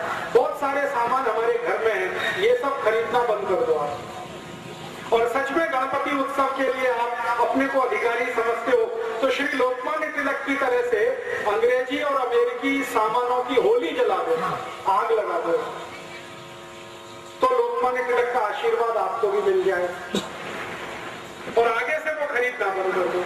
आप बोलोगे माहिती कैसे मिलेगी? क्या वस्तु अमेरिका की है, क्या भारत की है? हमारे आजादी बचाओ आंदोलन की तरफ से एक पत्रक बनाया गया है, कन्नड़ में है, मराठी में भी है, हिंदी में भी है। वो पत्रक आप ले लो, उसमें पूरी माहिती है क्या क्या वस्तु अमेरिका और विदेश से आती है वो खरीदेंगे नहीं। पेप्सी कोला, कोका कोला पिएंगे नहीं, क्योंकि ये पानी जो आप पीते हो इसका 10,000 कोटी अमेरिका जाता है। अमेरिका पाकिस्तान को देता, पाकिस्तान आतंकवादियों को, वो आपके देश पे बम गिराते। तो पेप्सी को बंद कर दो पीना। फिर आप बोलोगे क्या पिए? यलनीर पियो, मज्जिगे पियो, कब्बिन हाल पियो, हाल पियो, कुछ नहीं मिलता तो शुद्ध नीर पियो, पेप्सी कोक से अच्छा। तो इस गणपति उत्सव के समय में आपको एक सूत्र देता हूं, पेप्सी कोक कुड़िए बेड़ी, यलनीर कुड़ीरी, मज्जिगे कुड़ीरी, हाल कुड़ीरी, कब्बिन हाल कुड़ीरी, पेप्सी कोक कुड़िए बेड़ी। ऐसे ही कॉलगेट, क्लोजअप, पेप्सोडेंट उपयोग मारबेड़ी, क्योंकि ये अमेरिकन है। तो आप बोलेंगे क्या करना? बेबिन कड्डी उपयोग, इसी बेबिन कड्डी, होगे कड्डी, दंत मंजन, लाल दंत मंजन जास्ती उपयोगी। कॉलगेट, क्लोजअप उपयोग मारबेड़ी। लाइफ बॉय, लक्स, लिविल, रेक्सोना उपयोग मारबेड़ी। स्वदेशी सोप उपयोगिसी, मैसूर संदन, चंद्रिका, मेडिमिक्स स्वदेशी सोप है, उसको उपयोग करो। बूट और चप्पल जो भी है वो हुबली के किसी कारीगर से खरीदो जो हाथ से बनाता है। बाटा कंपनी का कभी मत खरीदो, ये अमेरिकन है। बाटा, बीएससी, एडिडास, प्यूमा, बटरफ्लाई, ये सब अमेरिकन है। जास्ती से जास्ती अमेरिकन वस्तु बहिष्कार। ये अगर आपने किया 1.5 लाख कोटी रुपए देश को लाभ होता है। और अगर अमेरिका को ये धन नहीं मिलेगा, वो पाकिस्तान को नहीं दे सकता। पाकिस्तान को धन नहीं मिलेगा, उसकी ताकत नहीं कि वो भारत में आतंकवाद चला सके। तो हम इसमें इतना समाधान तो कर सकते हैं। मेरे एक दोस्त हैं, उनका नाम है शिव खेड़ा। वो एक बहुत अच्छी बात कहते हैं। वो कहते हैं कि भारत की कोई भी समस्या के समाधान में अगर भारतवासी शामिल नहीं है तो वो सब भारतवासी समस्या का हिस्सा हैं। अगर आप इस देश से आतंकवाद मिटाना नहीं चाहते तो आप आतंकवाद का हिस्सा हैं। अगर आप गरीबी, भुखमरी, बेकारी इस देश की दूर करने नहीं चाहते तो आप भी गरीबी, भुखमरी का हिस्सा हैं। माने जो समस्या है उसको हम समाधान करेंगे, भगवान उसके लिए हमें मदद करेंगे। तो हम समस्या के समाधान के रूप में अपने जीवन से अमरीकी चीज वस्तुओं का बहिष्कार करें, अमरीकी दवाओं का बहिष्कार करें, अमरीकी जो भोजन आया है, pizza, burger, hot dog, cold dog, ये बहिष्कार करें। कोई भी अमरीकी वस्तु नहीं वापरे। और आप में से किसी का भी कोई मित्र, बेटा, बेटी अमेरिका में है, उसको हाथ जोड़कर विनती करें कि भारत में वापस आओ। तुम्हारी भारत माता को जरूरत है, अमेरिका को इतनी जरूरत नहीं है तुम्हारी। तो ऐसा एक अभियान पूरे देश में चले जो श्री तिलक ने चलाया 1905 में, वो 2007 में फिर चले। ऐसी भावना के साथ में ये सब कहने आए। आप कहेंगे जी अमरीकी कोलगेट, क्लोजअप और उनका पेप्सी कोक तो हम आसानी से बहिष्कार कर सकते हैं, लेकिन अमरीकी दवाओं का बहिष्कार कैसे करें? बहुत लोग कहते हैं कि अमरीकी दवाएं नहीं खाएंगे हम तो मर जाएंगे, कैंसर से, डायबिटीज से, हार्ट अटैक से। मैं आपको निवेदन ये करने आया कि आप सारी अमरीकी अंग्रेजी दवाएं खाना बंद कर दो, आपको कोई भी बीमारी नहीं मार सकती। आपके घर में, आपके रसोई में, आपके किचन में इतनी अच्छी दवाएं हैं जिनका उपयोग आप करके बीमारी से बच सकते हैं। जैसे हार्ट अटैक की बीमारी है जिसके लिए अमेरिका से बहुत दवाएं आती हैं, बंद कर दो। उस हार्ट अटैक से बचने का सबसे अच्छा औषध हमारे घर में है। हमारे घर में एक सोरेकाई है, सोरेकाई रस, मराठी में उसको कहते हैं दूधी भोपड़ा। दूधी भोपड़े का रस पीना शुरू कर दो, 3 महीने के बाद आपको हार्ट अटैक की बीमारी ही खत्म हो जाए। भारत में एक योग और प्राणायाम सिखाने वाले संत हैं स्वामी रामदेव। 3 लाख लोगों का उन्होंने हृदय घात ठीक कर दिया दूधी भोपड़े के रस से, सोरेकाई के रस से। आप भी कर सकते। हृदय घात के लिए कोई डॉक्टर के पास जाने की जरूरत नहीं, दूधी भोपड़े का रस चालू करो। दूसरा आप बोलोगे जी डायबिटीज के लिए क्या? डायबिटीज के लिए बहुत अच्छी औषध है मेंथे बीज और त्रिफला चूर्ण, दोनों मिक्स करके सुबह खाली पेट खाना शुरू करो। 3 महीने में डायबिटीज में इंसुलिन लेना ही नहीं पड़ेगा। आप बोलते हैं जो जॉइंट्स पेन है, हिप जॉइंट्स में पेन है, नी जॉइंट्स में पेन है, इसके लिए क्या दवा है? इसके लिए सबसे अच्छी दवा है सुन्नत नीरू। सभी घर में है सुन्नत नीरू 1 चम्मच डेली आपने उपयोग करना शुरू किया, 3 तिंगळानंतर सभी जॉइंट्स पेन ठीक हो जाएगा। और ये 15 वर्ष का मेरा तजुर्बा है, वो मैं बोल रहा हूं। 15 साल से मैं ये एक्सपेरिमेंट कर रहा हूं। मेंथे बीज पर, त्रिफला चूर्ण पर, सुन्नत नीरू पर, सोरेकाई रस, सोतेकाई रस, कुंबड़काई रस, बदनीकाई रस, ये सभी रसों पर एक्सपेरिमेंट करके मैं बता रहा हूं कि 140 रोग समाप्त करने का ताकत हमारे किचन में है, घर में है। औषधि का आवश्यकता नहीं है, माहिती होनी चाहिए। और आपके सबसे खराब रोग, कैंसर का भी रोग आप ठीक कर सकते हैं। जो देशी गाय होती है ना, स्वदेशी गाय, भारतीय गाय, इसका मूत्र अगर आप नियमित रूप से पिए और हर्षिम रस, हर्षिम टर्मेरिक जो ताजा ताजा आता है उसको पीस कर चटनी बनाकर रस निकालें, उसमें जेनतुक मिक्स करके लेने लगे तो गाय का मूत्र, देशी गाय का मूत्र और हर्षिम रस 4 महीने जो आपने दे दिया, कैंसर के मरीज को बहुत आराम आ जाए। आसानी से ये करें। ये सब माहिती हमारे आयुर्वेद में है, अष्टांग हृदय में है, बड़े बड़े ग्रंथों में है। आप सिर्फ ले लीजिए माहिती। अब बहुत लोग कहते हैं राजीव भाई आपने तो सब पढ़ा है, हमको तो माहिती नहीं है। मैंने ये सब ग्रंथ पढ़ने के बाद कुछ छोटे छोटे पुस्तक बनाए। एक पुस्तक बनाया गोमूत्र चिकित्सा, एक बनाया स्वदेशी भारतीयता, ऐसे बहुत पुस्तक हैं। यहाँ पर हमारे कार्यकर्ताओं के पास है, आप चाहे तो ले सकते हैं, ये गाड़ी में है। इन पुस्तकों में 140 रोग समाप्त करने का माहिती है। गाय के मूत्र से, मेंथे बीज से, बदनिकाई रस, कुंभड़काई रस, सोतेकाई रस। और जो मैं आपको दूसरी माहिती दे रहा था श्री तिलक के बारे में, स्वदेशी आंदोलन के बारे में, उसकी भी पुस्तक है, स्वदेशी मत्तु भारतीय, कन्नड़ में है, आप ले लीजिए। पुस्तक को मेरा कॉपीराइट नहीं है, सबको कॉपी करने का राइट है। आपको अच्छी लगे आपके नाम से प्रकाशित करिए, हल्ली हल्ली नगर नगर प्रचार करिए, देश का काम होगा। मैं ये देश के लिए कर रहा हूं, आपको ये विनती करने आया। और ये जो व्याख्यान मैंने दिया, उपन्यास दिया, बार बार अगर सुनना चाहे तो इसका कैसेट है, सीडी है, वो भी ले सकते हैं, कॉपी कर करके दूसरों को दे सकते हैं। मैं चाहता हूं कि जो माहिती मैंने आप तक दी वो माहिती ज्यादा से ज्यादा लोगों तक पहुंचे और देश की समस्याओं का असली जन्म कहां से हुआ और कैसे हम इनका निदान करें वो सबके समझ में आए। तो शायद ये गणपति उत्सव मनाना हमारा सार्थक हो जाए। गणपति उत्सव की सबसे बड़ी सार्थकता है कि जैसे आजादी और स्वराज्य लाने के लिए गणपति उत्सव उपयोग में लाया गया, वैसे ही स्वराज्य बचाने के लिए ये गणपति उत्सव का उपयोग हो। यही भावना से मैं यहाँ आया। आपने बड़े ध्यान से सुना, मैं आभारी हूँ। और खड़े रहकर मेरा वक्तव्य लगभग 2-2.5 घंटे आपने सुना, इसके लिए और भी आभारी हूँ। आप यहाँ से जाएं तो संकल्प लेकर जाएं कि अपने जीवन में भारत की समस्याओं का समाधान करने का जो प्रयास करेंगे, समस्याओं का अंग नहीं बनेंगे। कम से कम पेप्सी, कोका कोला जैसी अमेरिकन वस्तुओं का बहिष्कार करेंगे, कॉलगेट क्लोजअप का बहिष्कार करेंगे और अमेरिकी वस्तुएं जो हमारे पैम्पलेट में है, आप ये पैम्पलेट ले जाइए, इनको ध्यान में रखकर ही अपने घर की वस्तुएं लाएंगे तो श्री तिलक की आत्मा को सच्ची श्रद्धांजलि हम दे सकेंगे। ऐसा बोलते हुए आप सभी को आभार, बहुत धन्यवाद।